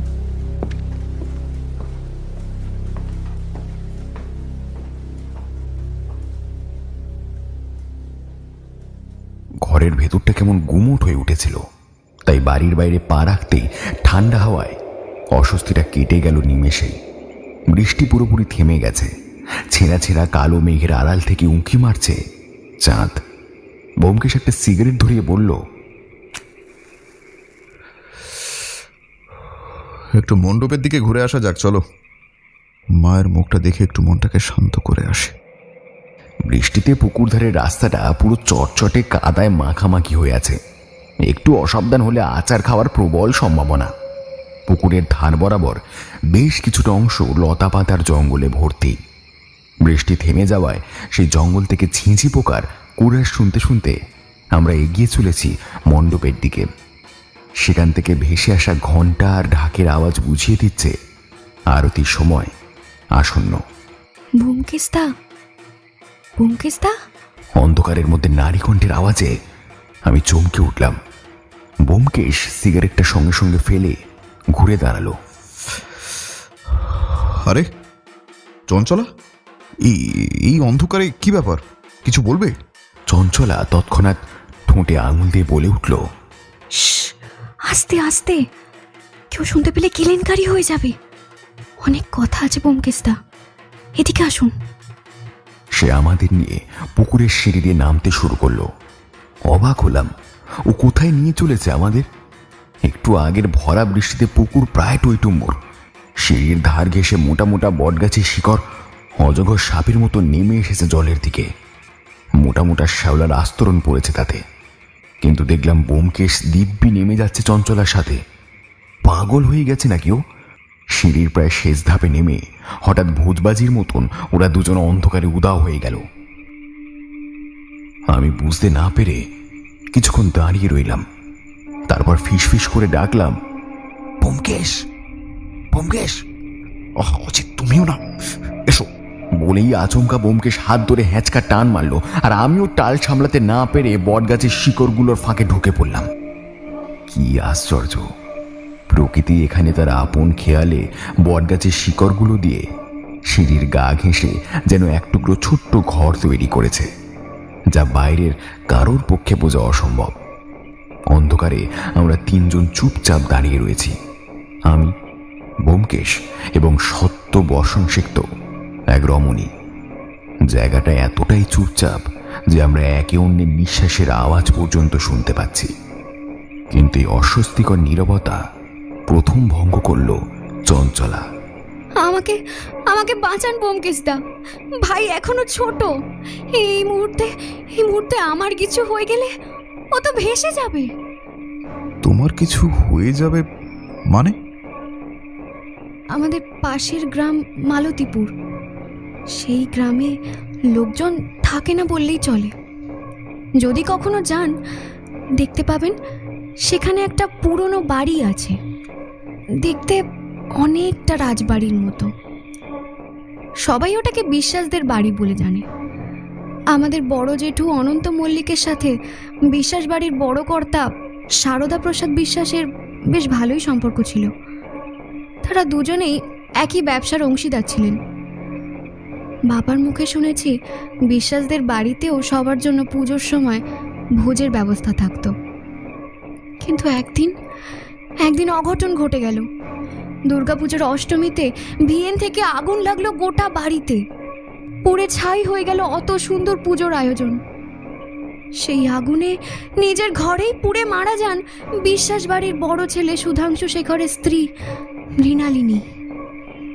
পত্নীর মৃত্যুর পরেই সন্তানহীন সুধাংশু শেখর শোকে প্রায় পাগল হয়ে গিয়েছিলেন এবং লক্ষ্মী পুজোর দিন বাড়ির বারান্দায় গলায় ধুতির ফাঁস লাগিয়ে আত্মহত্যা করেন। এইটুকু বলে চঞ্চলা থামল। ব্যোমকেশ জিজ্ঞেস করল, কিন্তু এর সাথে তোমার অনিষ্টের সম্পর্কটা কি? সেটাই এবার বলছি ব্যোমকেশদা। জবাবটা দিতে গিয়ে গলাটা যেন একটু কেঁপে গেল চঞ্চলার। সুধাংশু শেখরের মৃত্যুর পর উত্তরাধিকারের অভাবে ওই বাড়ি ফাঁকা পড়ে থাকতে থাকতে একসময় জঙ্গলে পরিণত হয়। গ্রামের মোড়লরা অনেক চেষ্টা করেছিল বাড়িটা বিক্রি করার, কিন্তু এই অপঘাতে মারা যাওয়ার ঘটনা শুনে কেউ আর এগিয়ে আসতো না। আমার বয়স তখন 10 বছর, পটলের মাত্র 4, সবে হাঁটতে শিখেছে। সেই বছর জ্যাঠামশাইয়ের খাস চাকর প্রহ্লাদ এক অষ্টমীর আগের দিন রাতে ওই বাড়ির বারান্দায় মৃত মৃণালিনীর মতো কাউকে দাঁড়িয়ে থাকতে দেখতে পায়।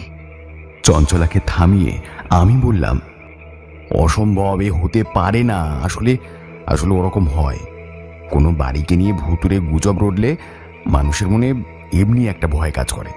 সেখান থেকেই সবাই ভুলভাল দেখছে। হয়তো আমিও বিশ্বাস করতাম না, কিন্তু অষ্টমীর রাতেই প্রহ্লাদের মেয়ে, মানে আমার সই শকুন্তলা, হারিয়ে যায়। আর কোনো দিন তাকে কেউ খুঁজে পায়নি। সেই যে শুরু, তারপর থেকে এই নিয়ম যেন অলিখিতভাবে চলে আসছে। প্রত্যেক বছর ঠিক অষ্টমীর রাতে ওই গ্রামের কোনো না কোনো মেয়ে আজও হারিয়ে যায়। আর প্রত্যেকবার হারিয়ে যাওয়ার আগেই ওরা মৃণালিনী দেবীর মতো কাউকে বারান্দায় দাঁড়িয়ে থাকতে দেখেছে। আর আর গতকাল আমিও দেখেছি। এবার ব্যোমকেশ অবাক গলায় বলল, হ্যাঁ, ওই বাড়ির বারান্দায়? হ্যাঁ, রেলিংয়ের ধারে দু হাত রেখে দাঁড়িয়ে রয়েছেন মহিলা। সেই থেকেই আমিও বিশ্বাস করতে শুরু করেছি। মাঝে মাঝে একটা মাত্র রাত, আগামীকাল অষ্টমী। আমার সময় আসন্ন ব্যোমকেশদা, কিন্তু ডুবে যাওয়া মানুষ তো মৃত্যুর আগে শেষ চেষ্টা করে দেখে। আপনি আমার শেষ চেষ্টা ব্যোমকেশদা, আপনি আমার শেষ চেষ্টা। কিন্তু আমি যে তোমাকে বিপদ থেকে উদ্ধার করতে পারবো এই ভরসা তোমার হলো কি করে? আমি জানি ব্যোমকেশদা, আপনিই পারবেন। আমি সদ্য কলেজে ভর্তি হয়েছি। আপনাকে নিয়ে লেখা অজিতদার বইগুলো আমি পড়েছি। হয়তো উপযুক্ত পারিশ্রমিক দিতে পারবো না, তবে হতাশ করব না, বিশ্বাস করুন। ব্যোমকেশ চঞ্চলার মাথায় হাত দিয়ে বলল, আচ্ছা, সে দেখা যাবে। এমন সময় খুব কাছ থেকেই বাঁশির শীষ শোনা গেল। দেখলাম চঞ্চলা শিউরে উঠল। পটলকে রেখে এসেছিলাম, বলে এসেছি কাউকে এদিকে আসতে দেখলেই শীষ দিবি। আমি আসি ব্যোমকেশদা, আমি আসি। চঞ্চলা বেরিয়ে যাওয়ার পরেও আমরা দাঁড়িয়ে রইলাম কিছুক্ষণ। কাহিনীর শেষটা যেন আমাদের জড়িয়ে রেখেছিল একটা অজানা আতঙ্কে। ব্যোমকেশ আবার একটা সিগারেট ধরিয়ে এবার একটা লম্বা টান দিল। তারপর এক মুখ ধোঁয়া ছেড়ে আমাকে বলল, খুব চিন্তা হচ্ছে অজিত, খুব চিন্তা হচ্ছে মেয়েটাকে নিয়ে। তা তোমার কি মনে হয় ব্যোমকেশ, এর পেছনে সত্যি কি কোনো অলৌকিক কিছু রয়েছে? There are more things in heaven and earth, Horatio, than are dreamt of in your philosophy. বাপরে, এ তো হ্যামলেটকে নিয়ে চলে এলে। আমাদের হাতে সময়টা খুব কম অজিত। চঞ্চলাকে বাঁচানোর চেষ্টা আজকের এখন থেকেই শুরু করতে হবে, এখন থেকেই, দেরি করলে চলবে না। সে তো অবশ্যই, কিন্তু কোথা থেকে শুরু করব? আমাদের হাতে তো কিছুই নেই। কে বললো তোমাকে নেই? শুধু অর্থগুলো উদ্ধার করতে পারলেই। পরাশর মল্লিক যাওয়ার আগে লিখে রেখে গিয়েছেন। কোথায় দেখি? ধৈর্য ধরো, এসো বাইরে যাই।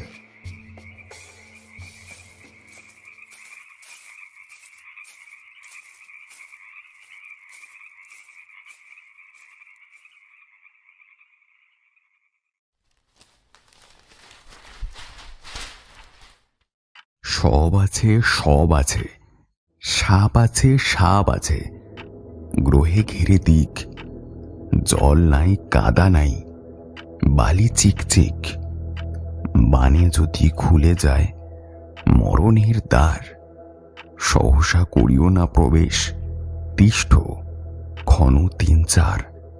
মাথা মুন্ডু কিছুই না বুঝে ব্যোমকেশকে দিয়ে দিলাম কাগজটা। ব্যোমকেশ দ্বিতীয়বার চোখ বুলিয়ে চশমাটা খুলে কাগজটা টেবিলে চাপা দিয়ে রাখল। আমার আর ব্যোমকেশের উল্টো দিকে বসে রয়েছে চঞ্চলা এবং দীপনারায়ণ। সত্যবতীর সাথে ব্যোমকেশের দাম্পত্য কলহের আগুন এবার বোধহয় আস্তে আস্তে নিভতে শুরু করেছে। হেমাঙ্গিনী এবং পরাশর মল্লিক দুজনের এখনো কোনো খোঁজ পাওয়া যায়নি। সত্যবতী খোকাকে ঘুম পাড়িয়ে দিয়ে রান্নাঘরে গেছে রাতের খাবার আয়োজন করতে। সাহায্যকারী পটল, কারণ আজ রাতে ও বাড়িতে কেউ আর খেতে যাবে না।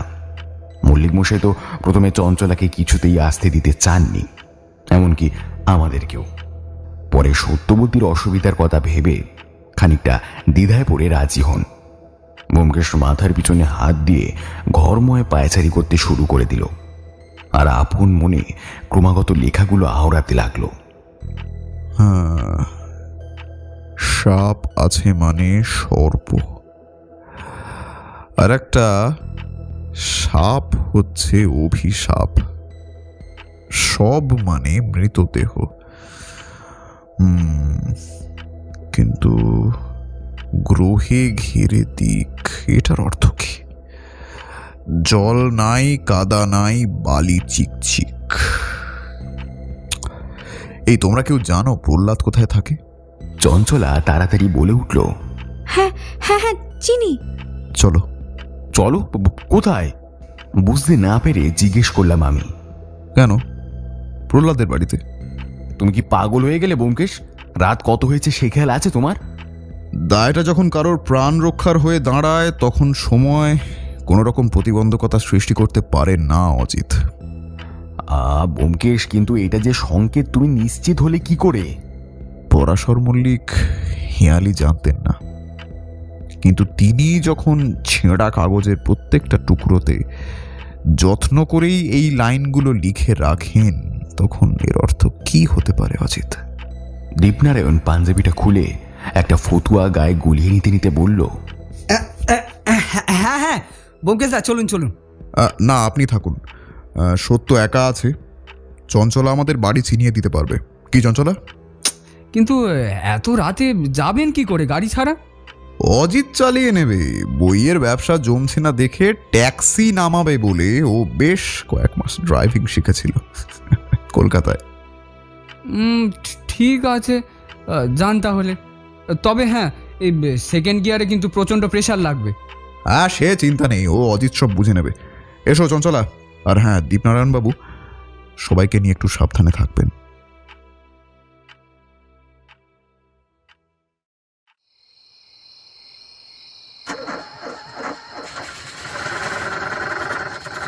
দীপনারায়ণের মরিস মাইনার গাড়িটা স্টার্ট করে রাস্তায় তুলতে রীতিমতো কায়িক পরিশ্রম করতে হলো।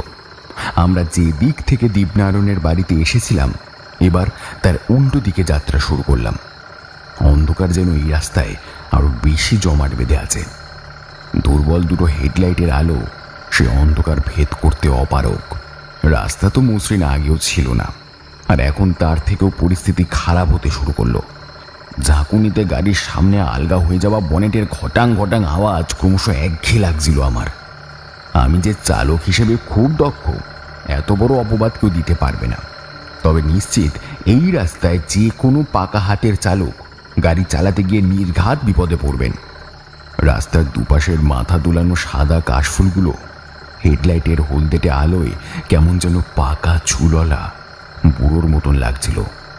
একটু পরেই চঞ্চলা পিছনের আসন থেকে বলল, দাঁড়ান দাঁড়ান, এরপর আর গাড়ি যাবে না, বাকি পথটা আমাদের হেঁটেই যেতে হবে। কিন্তু গাড়ি থেকে মাটিতে পা রাখতেই আর এক নতুন বিপদ। একদল কুকুর আমাদের ঘিরে ধরে তারও স্বরে চেঁচাতে লাগলো।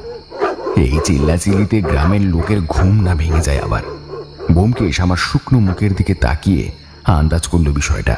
অজিত, যা ভাবছো সেটা হবে না, কারণ এই গ্রামে লোক বলতে কেউ নেই, আর যারা আছে তাদের শক্তি নেই মাঝরাতে ঘুম থেকে উঠে দেখার। চিন্তা করো না। আমরা চোর অথবা তস্কর নই, তাই ডেকে গলা চিরে ফেললেও আমাদের কাছে এক বিন্দু খাওয়ার পাওয়া যাবে না। বোধহয় এটা বুঝতে পেরেছিল কুকুরের দলটা, তাই বেশ কিছুক্ষণ নিষ্ফল ডাকাডাকির পরে ব্যর্থ হয়ে তারা ফিরে যায়। আমরা তিনজন ভূতের মতন হাঁটতে শুরু করলাম। সবার আগে চঞ্চলা, তারপর আমি আর ব্যোমকেশ। দু একটা ভগ্নপ্রায় মাটির বাড়ি ইঙ্গিত দিচ্ছে যে লোকালয় হয়তো সামনেই। আস্তে আস্তে বাড়ির সংখ্যা বাড়তে লাগলো, যদিও সেগুলোতে আদৌ কেউ থাকে কিনা তা নিয়ে সন্দেহের অবকাশ আছে। মিনিট 15 হাঁটার পরে চঞ্চলা একটা দোতলা মাটির বাড়ির দরজার সামনে দাঁড়িয়ে পড়ল। এই বাড়ির অবস্থাটা অন্যান্য বাড়ির তুলনায় অনেকটা ভালো। চঞ্চলা বলল, ব্যোমকেশ দা, এটাই প্রহ্লাদ কাকার বাড়ি। ডাকো ওনাকে। আচ্ছা দাঁড়াও 1 মিনিট। অজিত, তুমি আগে দরজার সামনে গিয়ে দাঁড়াও, রাত হয়েছে, হঠাৎ ডাকলে সমস্যা হতে পারে। ব্যোমকেশের কথা মতো আমি দরজার সামনে দাঁড়িয়ে পড়লাম। প্রহ্লাদ কাকা, প্রহ্লাদ কাকা, আমি চঞ্চলা, দরজাটা খোলো না। বেশ খানিকক্ষণ ধরেই জানলার ফাঁক দিয়ে আলোর রেখা দেখা গেল। দরজাটাও খুলে গেল খট করে। হাতে হ্যারিকেন নিয়ে যিনি ভেতর থেকে মুখ বাড়ালেন, তার শতকুঞ্চিত মুখ দেখলে মনে হবে মাকড়সার জাল ঘিরে রয়েছে মুখটা জুড়ে। একবার চঞ্চলার দিকে ও আরেকবার আমাদের দিকে তাকিয়ে বৃদ্ধ প্রহ্লাদ একদলা থুতু ফেলে ধুতির কোচা দিয়ে মুখ মুছে জিজ্ঞেস করল,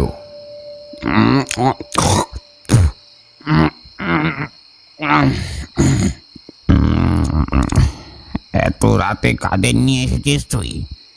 আর তুই বা এত রাতে বেটা ছেলেদের সঙ্গে ঘুরে বেড়াচ্ছিস কেন? বড়বাবু জানতে পারলে? ওনারা আসলে শকুন্তলার ব্যাপারটা নিয়ে একটু কথা বলবে আপনার সাথে। শকুন্তলার নামটা শুনে ভদ্রলোকের চোখ মুখগুলো কেমন যেন হয়ে গেল। তারপর নাক মুখ কুঁচকে এক রাশ বিরক্তি মুখে নিয়ে তিনি প্রায় চেঁচিয়ে উঠলেন, কি কি কি শকুন্তলা? শকুন্তলা? শকুন্তলা যেদিন থেকে মেয়েটা হারিয়েছে সেদিন থেকে ওই একই জ্বালায় জ্বলছি। আমার কি শকুন্তলার বাপ হওয়া এতটাই অপরাধ? কেন কেন এসেছো তোমরা? পারবে আমার মেয়েকে ফিরিয়ে দিতে? ওই নর্দমার পাক থেকে তুলে আনতে পারবে না, কোনো দিনও পারবে না। বেরো এখান থেকে।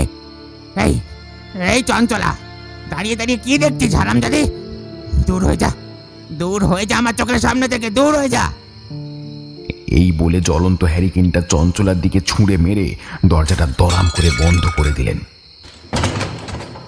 ভাগ্যিস ডান হাত দিয়ে হ্যারিকেনটা আটকে দিয়েছিলাম, তাই মাটিতে পড়ে কাঁচগুলো চূর্ণ বিচূর্ণ না হলে আজ একটা বড় অঘটন ঘটতে পারত। ব্যোমকেশের উপর আমার ভীষণ রাগ হলো। কোনো দরকার ছিল রাত বিরেতে এখানে আসার? হলো কোনো কাজ? প্রায় রাগের সুরেই ব্যোমকেশকে কথাগুলো বললাম, কিন্তু সে বাবু নির্বিকার, শুধু মুচকি হেসে জবাব দিল,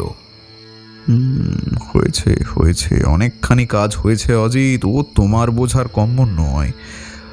আচ্ছা চঞ্চলা, তোমার কাছে শকুন্তলার কোনো ছবি আছে?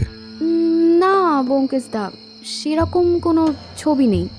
ও আচ্ছা, এই চলো অজিত, ওই মালতীপুরের ওই বাড়িতে একবার যাওয়া যাক। এই সময় এরকম উদ্ভট প্রস্তাব আমি আশা করিনি। একটা ঢোক গিলে বললাম, মানে এখন ওই বাড়িতে? তুমি কি খেপেছো নাকি ব্যোমকেশ? আরে তুমি তো নারীরও অধম হে। হ্যাঁ ঠিক আছে, এই চঞ্চলা চলো, আমি আর চঞ্চলাই যাব। তুমি ওই গাড়িতে গিয়ে বসে জিরিয়ে নাও একটু, যাও। না ব্যোমকেশ, আমি তোমাকে একলা যেতে দিতে পারবো না।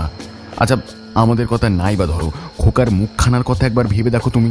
যুদ্ধক্ষেত্রে যে নিজের আবেগকে প্রশ্রয় দেয় সে কখনো যোদ্ধা হতে পারে না অজিত। যদি যেতে চাও তাড়াতাড়ি পা চালাও, কারণ চঞ্চলার জন্য ষড়যন্ত্রের রঙ্গমঞ্চ সেখানে আজকে রাতের থেকেই তৈরি হবে।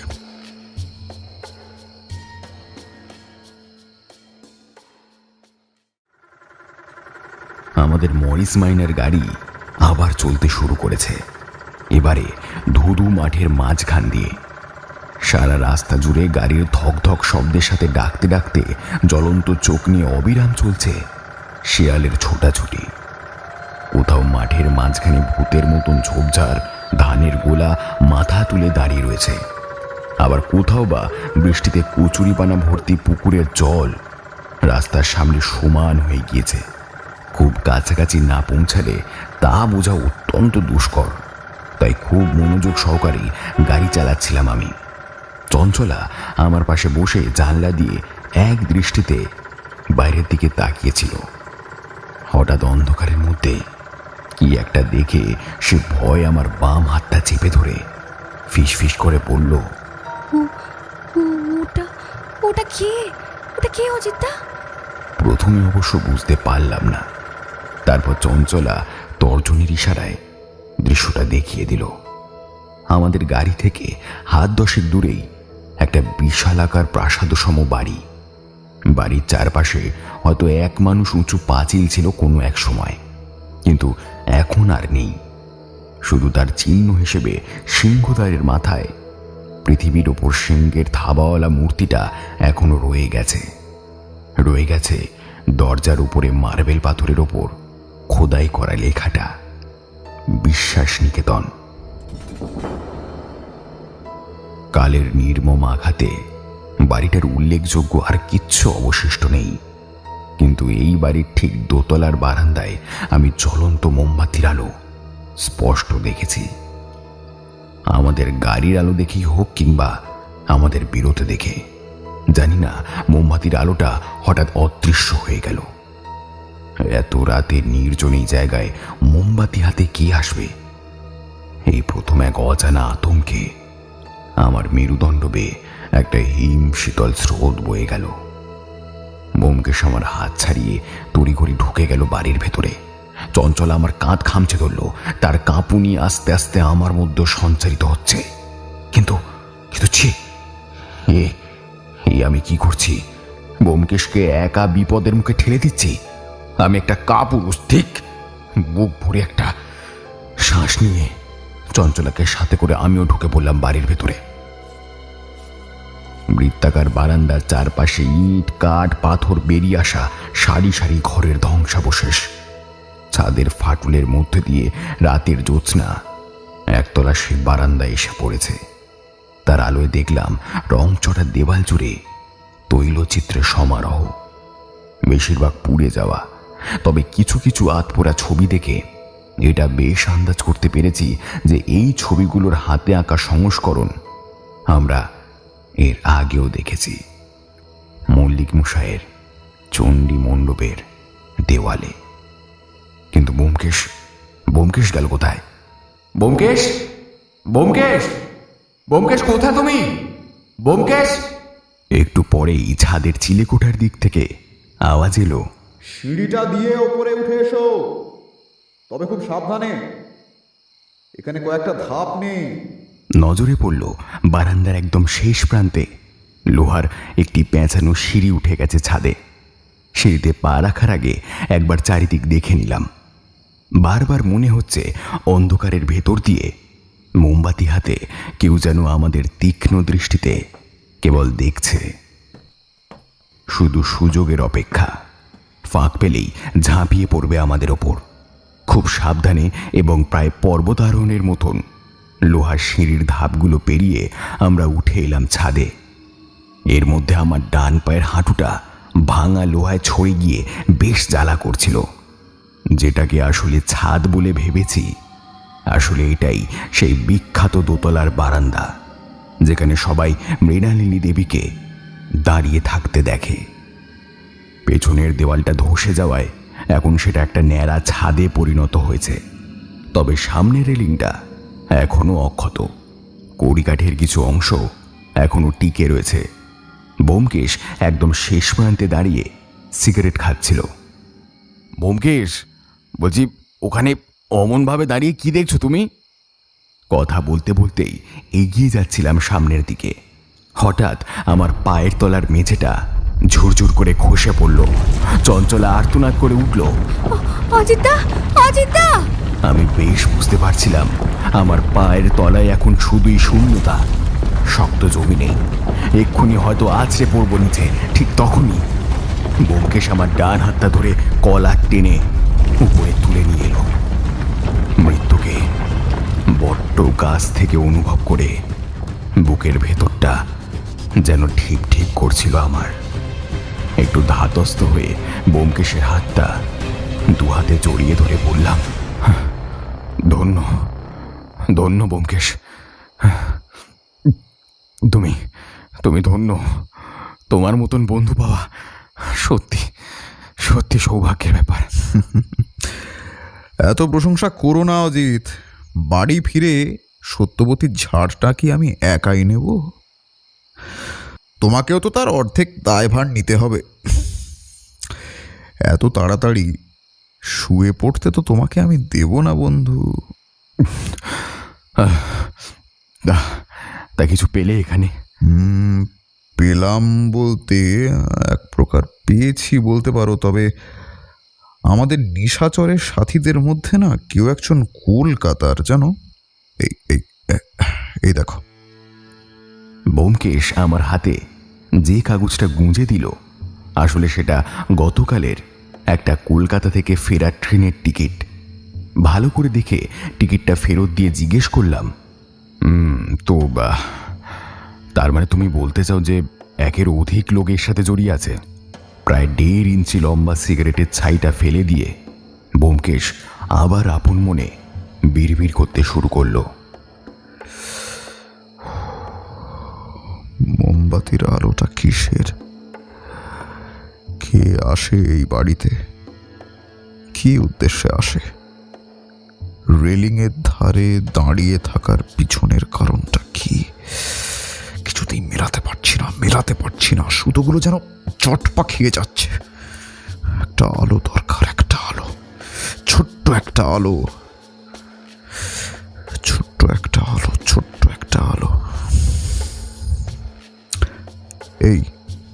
এই অজিত, এসো। ওই একটু দূরে দেখো, সরু সুতোর মতো জিনিসটা চাঁদের আলোয় চকচক করছে। দেখো, ওই যে ওটা কি বলতে পারো? আমার হয়ে জবাব দিল চঞ্চলা। ওটা নদী ব্যোমকেশদা, নাম তরলা। এককালে বেশ বড় ছিল। আমি আর শকুন্তলা মিলে দাঁড়িয়ে থাকা নৌকাগুলো থেকে জলে ঝাঁপ মেরে কত খেলেছি। কিন্তু এখন দেখুন, শিয়াল কুকুর রীতিমতো হেঁটে পারাপার করছে নদী। শুধু বালি আর বালি। দামোদরে জোয়ার এলে জল বাড়ে, তখন 2-1টা নৌকা চলে, নচেত এরকম বালিয়াড়ির ফাঁকে ফাঁকে মুখ গুজে পড়ে থাকে। এই বাড়িটার পেছনের অংশ তো পুরো নদীর শুকিয়ে যাওয়া বালির চরের উপর তৈরি। ব্যোমকেশ সিগারেটটা ছুঁড়ে ফেলে দিয়ে অতি উত্তেজিত হয়ে বলল, কি বললে চঞ্চলা? বালির উপরে ওই বাড়ির কিছু অংশ তৈরি হয়েছে? অজিত, তোমার সেই লেখাটার কথা মনে আছে? আরে ওই লেখাটা, জল নাই, কাদা নাই, বালি চিকচিক। এখন বুঝতে পারছো অর্থটা? বোকার মতন হেসে আমি জবাব দিলাম, কোথায় না তো। আরে ধ্যাৎ, তুমি না লেখক। পরাশর মল্লিক নদীর চরের কথা বলতে চেয়েছেন সংকেতের মাধ্যমে, বুঝতে পারলে না? না জল না কাদা, কিছুই নেই, শুধু বালি আর বালি। তখন বলেছিলাম একটা আলোর দরকার অন্ধকারে। বোধহয় সেই আলোটা পেয়ে গেছি। চলো সবাই, এবারে ফিরে যাওয়া যাক। আর একটা কথা শোনো, কাউকে এখন এই বিষয়ে কিছু বলার দরকার নেই, ঠিক আছে?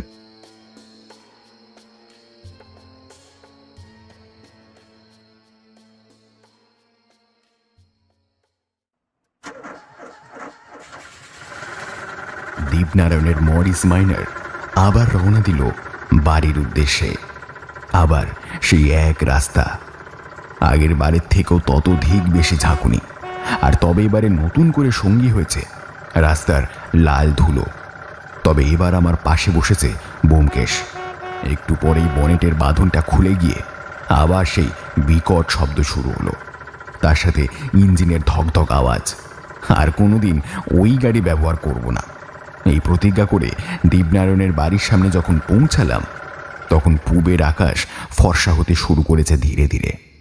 বন্ধ দরজার গায়ে টোকা মারতেই দীপনারায়ণ দরজা খুলে দিল, আর সাথে ধেয়ে এলো এক রাশ প্রশ্ন। আমি আর ব্যোমকেশ কোন রকমে পাশ কাটিয়ে এলেও চঞ্চলা গেল আটকে। কিন্তু ঘরে এসেই পড়লাম একদম বাঘিনীর মুখে। কি ব্যাপার ঠাকুরপো? বলা নেই কওয়া নেই, হুট করে রাতের বেলায় ঘর থেকে বেরিয়ে গেলে? সারা রাত কত দুশ্চিন্তায় কেটেছে জানো? তা বলি, দুশ্চিন্তাটা কার জন্য, আমার নাকি ব্যোমকেশের? সবসময় ঠাট্টা ভালো লাগে না বলে দিচ্ছি। খোকাকে চান করিয়ে অঞ্জলি দিতে নিয়ে যেতে হবে। আজ অষ্টমী, সেই খেয়াল আছে? ওদিকে জ্যাঠাইমা এখনও বাড়ি ফেরেননি, তাও নম করে ভদ্রলোক পূজাটা চালিয়ে যাচ্ছেন। এবার বলো তো, রাত জুড়ে কোন রাজকার্যে যাওয়া হয়েছিল? আমি ব্যোমকেশের মুখের দিকে চাইলাম। বরাবর এইসব বিপদে সেই আমাকে বাঁচিয়ে এসেছে, এবারেও তার অন্যতা হলো না। ব্যোমকেশ একটা জোরালো হাই তুলে জবাব দিল,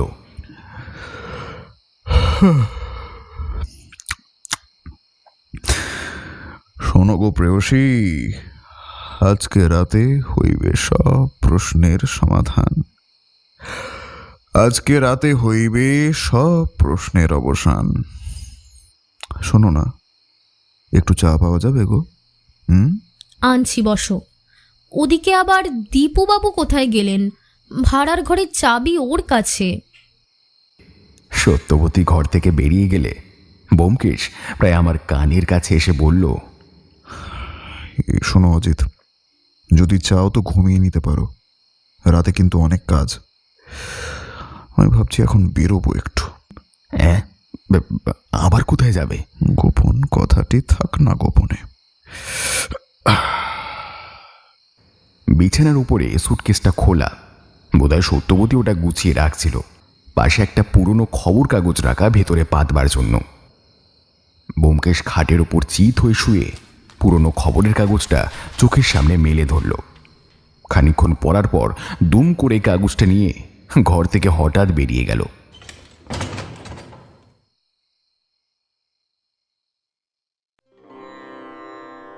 তবে ব্যোমকেশের কথা মতো আমার ঘুম হয়নি। তার এক কারণ যদি সত্যবতী হয়, তাহলে তার অপর কারণ খোকা আর পটল। সকাল থেকে ওরা দুজনেই আমাকে নিয়ে খেলায় মেতেছে। তারপর স্নান পর্ব সেরে মল্লিক বাড়িতে অষ্টমীর অঞ্জলি দিতে যাওয়া, দুপুরে লুচি আলুর দম পায়েসের ভোগ খাওয়ার মধ্যেও আমার বারবার হানা দিচ্ছিল ব্যোমকেশের জন্য চিন্তা। কোথায় আছে ও, তা এখন জানা নেই। একবার মল্লিক মশাই আর একবার চিন্ময় রুদ্র এসে খোঁজ নিয়ে গেলেন ব্যোমকেশের। সত্যবতী পুজোর কাজের ফাঁকে বলে গেল ব্যোমকেশ এলে যেন আমি খবর দিই। বিকেলের আগেই আমাকে বাড়িতে পৌঁছে দিয়ে গেল দেবনারায়ণ। একই রাত জাগা, তার উপর গুরুপাক খাবার ফলে বালিশে মাথা রাখতেই অনেক চেষ্টা করেও নিদ্রা দেবীর আগমন আটকাতে পারলাম না।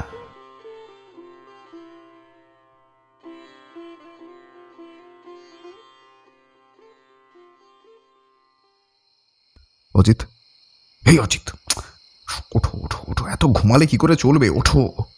এই অজিত। কে?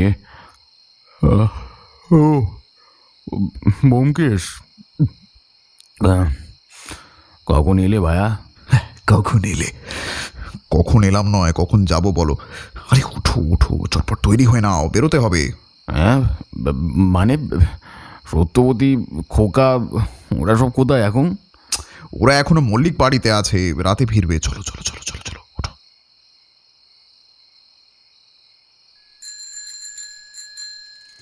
আজকে রাতে বেশ কুয়াশা পড়েছে। আমি গলায় একটা মাফলার জড়িয়েছি, আর ব্যোমকেশ গায়ে সত্যবতীর হাতে বোনা একটি লাল সোয়েটার। তবে দীপনারায়ণের গাড়ি আমরা নিয়ে নিই। ব্যোমকেশ কোথা থেকে যেন দুটো সাইকেল জোগাড় করেছে, তাই আপাতত সেগুলো চালিয়েই আমরা চলেছি মালতীপুরে। গন্তব্য সেই পোড়ো বাড়ি। বেশ জোরেই সাইকেল চালাচ্ছিলাম। আমার আর তর্স হয়েছিল না ব্যোমকেশ সকালে কোথায় গিয়েছিল তা জানার জন্য, তাই বলেই ফেললাম, এই ব্যোমকেশ, বলছি এই আজ সারাদিন কি করলে? আজকে সারাদিন ওসব ছাড়ো, বলছি অজিত, অ্যাস্ট্রোফোবিয়া মানে কি জানো?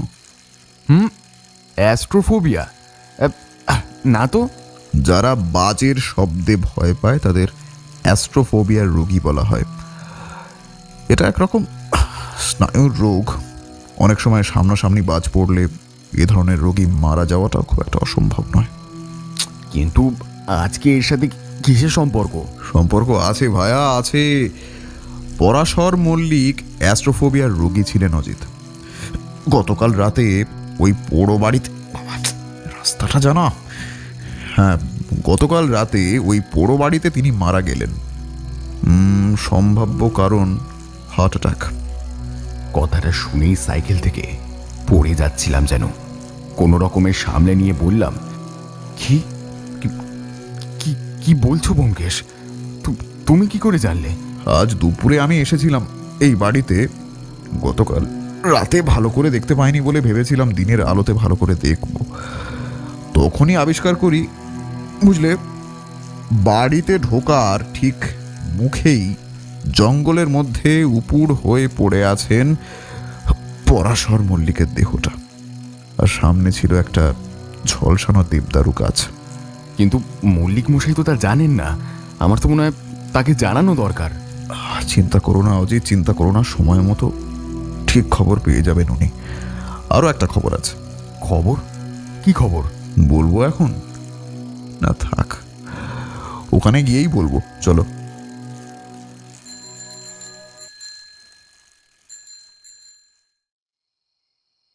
আজকে রাতে পুরো বাড়ির ছাদটা পুরো সাদা কুয়াশায় ঢেকে গেছে। আমরা সাইকেল দুটো পাশের জঙ্গলে লুকিয়ে রেখে এদিক ওদিক ভালো করে দেখে ঢুকে পড়লাম ভেতরে। ব্যোমকেশ পকেট থেকে টর্চ লাইট বের করলো। খট করে একটা আওয়াজের সাথে সাথেই সামনের বেশ কিছুটা অংশ গোল বৃত্তের মতন আলোতে পরিপূর্ণ হয়ে গেল। বারান্দা জুড়ে ইট কাঠ পাথরের ধ্বংসাবশেষ ভর্তি। সেগুলোকে আষ্টে পৃষ্ঠে জড়িয়ে ধরেছে বটগাছের শিকড়। বিভিন্ন জায়গা থেকে টপ টপ করে জল পড়ারও আওয়াজ পাওয়া যাচ্ছে। ব্যোমকেশ টর্চের আলোটা পূর্বের ভাঙা দেওয়ালের উপরে ফেলে বলল, ওই যে, এই অজিত তাকাও, ওই যে ওই জায়গাটায় পড়েছিলেন পরাশর মল্লিক, ওই দেবদারু গাছটার ঠিক নিচে। ওটাই আসলে এই বাড়িতে ঢোকার প্রধান রাস্তা। গাছ তো দেখতে পাচ্ছি, কিন্তু দেহটা পুলিশ তুলে নিয়ে চলে গেছে। পুলিশ? পুলিশ এখানে আবার কোথা থেকে এলো? ব্যোমকেশ আমার কথার উত্তর না দিয়ে তার স্বভাবসিদ্ধ ভঙ্গিতে হেসে এগিয়ে গেল ছাদের ভাঙা সিঁড়িটার দিকে। তবে সিঁড়িতে সে উঠল না। তার বদলে টর্চটা আমাকে দিয়ে সিঁড়ির ঠিক নিচে একটা নির্দিষ্ট চৌকো জায়গার উপর থেকে জমা ধুলো ময়লাগুলো পরিষ্কার করে ফেলল। যেন কিছু লেখা আছে ওর ওপরে। ব্যোমকেশ হাঁটু গেড়ে বসে টর্চের আলোটা লেখাগুলোর ওপর ফেলতেই বুঝতে পারলাম যে ওটা আসলে একটা ছক। ছকের মধ্যেই খোদাই করা লেখাগুলো প্রায় আবছা হয়ে গেছে। তবে বায়ু, ঈশান আর অগ্নি, এই তিনটে নাম কোনো রকমে বোধগম্য হলো। ব্যোমকেশ টর্চটা নিভিয়ে দিয়ে জিজ্ঞেস করল, গ্রহে ঘেরে দিক মনে পড়ে? মল্লিক মশায়ের চণ্ডী মণ্ডপের মতো এখানেও 9টা গ্রহের তৈলচিত্র ছিল। যদিও তার বেশিরভাগই আগুনে পুড়ে গেছে, কিছু অক্ষত আছে। আজকে পরাশর মল্লিকের মৃতদেহটা পুলিশ তুলে নিয়ে যাওয়ার পরে সারা দুপুর ভেবে ভেবে এই ধাঁধার অর্থ খুঁজে বের করি। যদিও এর বেশিরভাগ কৃতিত্ব যায় এখানকার কুকুরগুলোর। তারা ওই পাথরটাকে ঘিরে চেঁচামেচি না করলে বিষয়টা আমার নজরেই পড়তো না। এখন দরকার শুধু তীরের, মানে বানের, তবেই খোলা যাবে মরণের দ্বার। কারা যেন আসছে, লুকিয়ে পড়ো অজিত, লুকিয়ে পড়ো, জলদি জলদি, ওই দেওয়ালের দিকে চলো, শিখির চলো। ব্যোমকেশ আর আমি এক লাফে দেওয়ালের ফাটলের কাছে পৌঁছে দেবদারুর গাছের নিচে শুয়ে নিঃশ্বাস বন্ধ করে অচেনা আগন্তুকের অপেক্ষা করতে লাগলাম। পায়ের শব্দ ধীরে ধীরে যেন স্পষ্ট হয়ে উঠল। অত্যন্ত সাবধানী পায়ে 4 জন লোক শতাব্দী প্রাচীন ওই বারান্দায় যেন প্রবেশ করছে। তাদের মধ্যে একজনকে আমি চিনি, চঞ্চলা। আমি ব্যোমকেশের মুখের দিকে চাইলাম। সে মাথা নেড়ে আমাকে আশ্বস্ত করল। একটু পরেই হ্যারিকেন জ্বলে উঠল 3টে। আলোতে এবার 3 জনকে স্পষ্ট দেখতে পেলাম। তাদের মধ্যে একজন অত্যন্ত লম্বা, প্রত্যেকের মুখ চাদর দিয়ে ঢাকা। চঞ্চলা মাঝে মধ্যেই ঘাড় ঘুরিয়ে এদিক ওদিক তাকিয়ে বোধহয় ব্যোমকেশের অবস্থান বোঝার চেষ্টা করছে। অত্যন্ত লম্বা সেই লোকটা হাতে একটা চাবির গোছা নিয়ে সিঁড়ির নিচে ওই জায়গাটার 4টি কোণে 4টি চাবি ঢুকিয়ে দিল। তারপরে হঠাৎ ব্যস্ত হয়ে কি যেন খুঁজতে লাগলো চাবির গোছাতে। তার দেখা দেখি অন্য 2 জন পকেট হাতড়াতে শুরু করলো।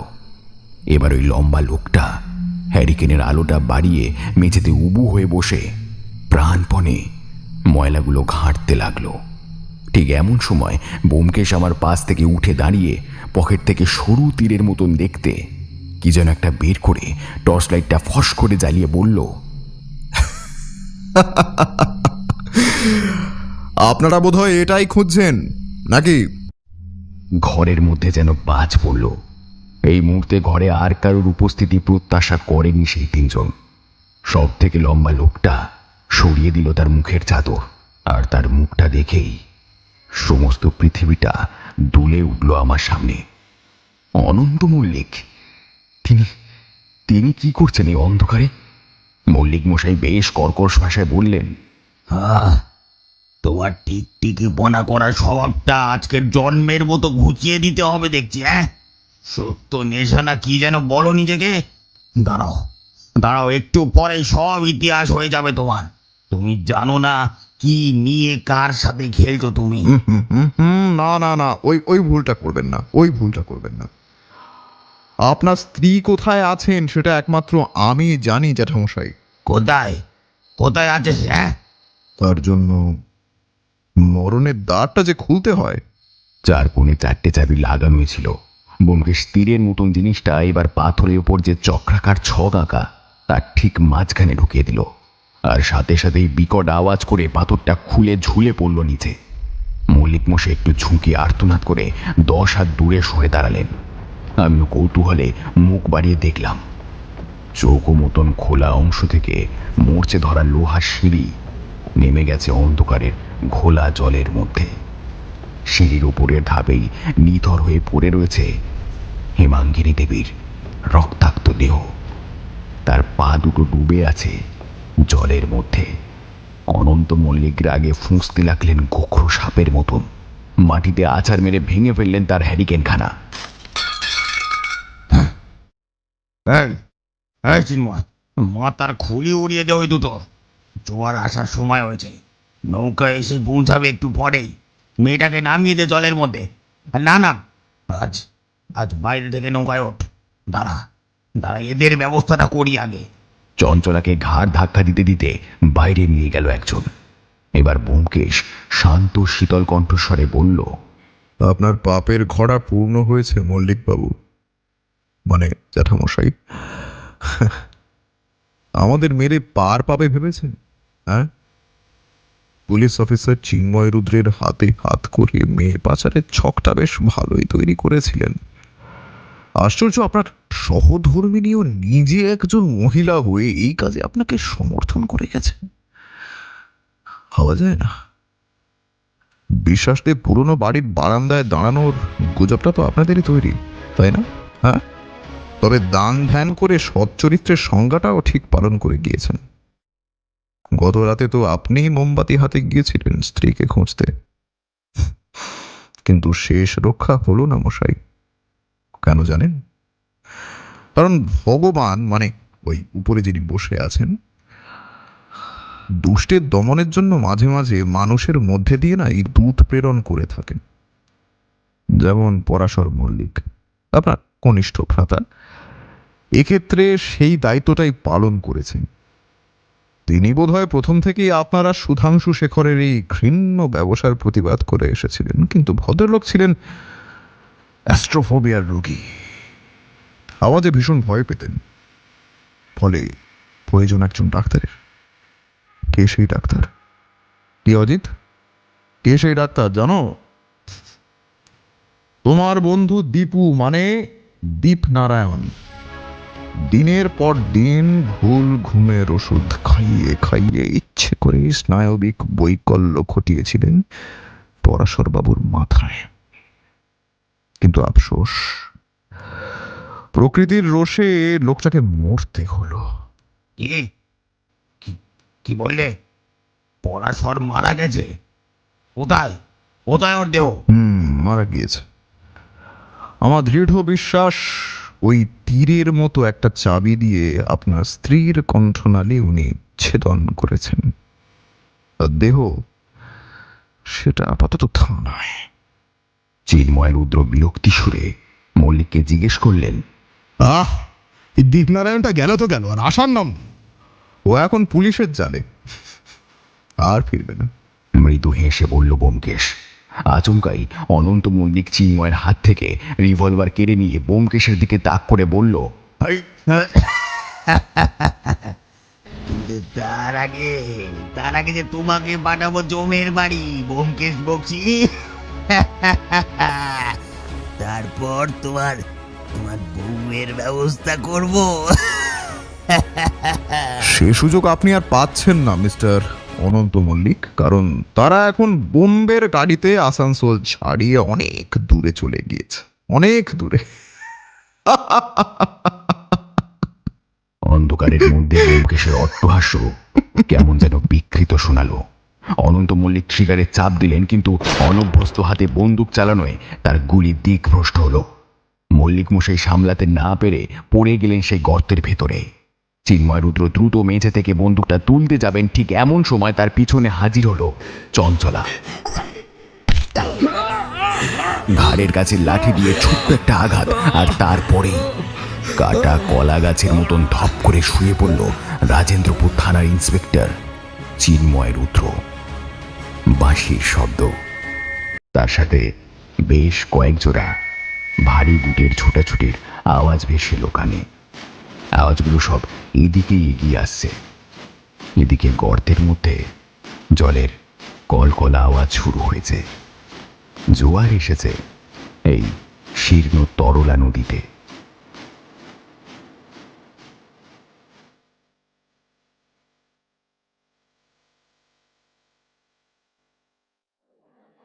বর্ধমান স্টেশনে গাছের ছাওয়ায় বসে আছি আমরা চারজন। ট্রেন আসতে এখনো ঘন্টা দুয়েক দেরি। সত্যবতী খোকাকে নিয়ে আপাতত পিতৃগৃহে পৌঁছে গেছে আজ ভোরেই। চঞ্চলা ও পটল আমাদের ট্রেনে তুলে দিতে এসেছে। ওরা এখন মল্লিক বাড়ির স্থাবর অস্থাবর সব সম্পত্তির অলিখিত উত্তরাধিকারী। কিন্তু এদিকে অনন্ত মল্লিকের ঘটনার বেশ কিছু বিষয় আমার মাথায় ঢুকছিল না। সেগুলোকে খোলসা করার জন্য ব্যোমকেশকে জিজ্ঞেস করলাম, আচ্ছা ব্যোমকেশ, বলছি তুমি কিভাবে বুঝলে যে অনন্ত মল্লিকই নারী পাচারের সাথে জড়িত? কি করে বুঝলাম? দেখো, সুধাংশু শেখরের ব্যবসার অংশীদার ছিলেন অনন্ত মল্লিক। পাটের কারবারের আড়ালে তার আসল কাজ ছিল বিভিন্ন দেশি বিদেশি ধনী ব্যবসায়ীর কাছে সুন্দরী মেয়েদের প্রচুর টাকার বিনিময়ে তুলে দেওয়া। তাছাড়া কলকাতার বিভিন্ন থানায় এই নারী ঘটিত বেশ কয়েকটি মামলা আছে ওর নামে। এই পোড়া দেশে যা হয় আর কি, পয়সার জোরে বিচারের বাণী নিভৃতে কাঁদে। আরও নিশ্চিত হয়েছি গতকাল ভোরে সত্যবতীর হাতে পুরনো খবরের কাগজ দেখে। সুটকেসের ভিতরে পেতে রাখার জন্য সেই খবরের কাগজটা কেটে গিয়েছিল একটুখানি। সেখানে প্রথম পাতাতে মাস 7 আগে দামোদরে একজন বিখ্যাত ব্যবসায়ীর বজরা দুর্ঘটনার খবর ছিল। তাতে মৃত শকুন্তলার স্বল্প বাস পরা ছবি ছাপা হয়েছিল। এই ছবিতে শকুন্তলার পিছনে হাতে মদিরার পাত্র নিয়ে অনন্ত মল্লিকের চেহারাটা কিন্তু আমার নজর এড়ায়নি। দেখো অজিত, যদিও শকুন্তলার নাম দেওয়া হয়েছিল অন্য, ওই ছবিটা দেখেই চঞ্চলা চিনতে পারে। সেখান থেকেই আমি পুরোপুরি নিশ্চিত হয়ে যাই হারিয়ে যাওয়া মেয়েগুলোর সাথে ঠিক কি ঘটেছে।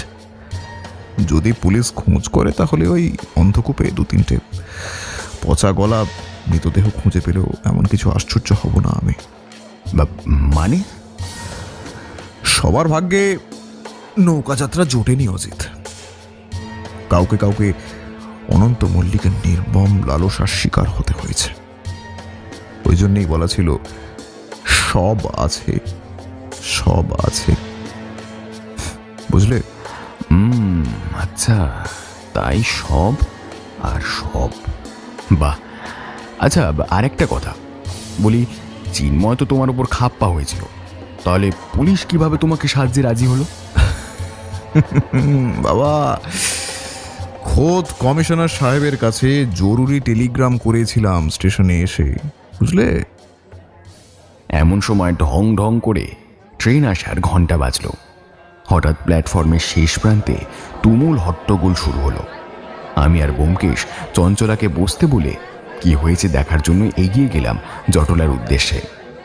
গোল হয়ে যাওয়া জটলার মাঝখানে প্রায় 7-8 জন পুলিশ 2 জন লোককে ঘিরে দাঁড়িয়ে রয়েছে। প্রত্যেকের কোমরে দড়ি বাঁধা। চিনতে অসুবিধা হলো না যে একজন হলেন চিন্ময় ও অন্যজন অনন্ত মল্লিক। আজ এই গাড়িতেই সদরে চালান করা হবে তাদের। চিন্ময়ের মাথা জোড়া ব্যান্ডেজ। ব্যোমকেশ ভিড় ঠেলে চিন্ময়ের সামনে দাঁড়িয়ে মুচকি হেসে বলল, যুগে যুগে যতবার অসুরেরা অবতীর্ণ হয়েছে পৃথিবীতে, ততবার মহামায়া বিভিন্ন রূপ ধরে পরিত্রাতা হিসেবে জন্ম নিয়েছেন মর্তলোকে।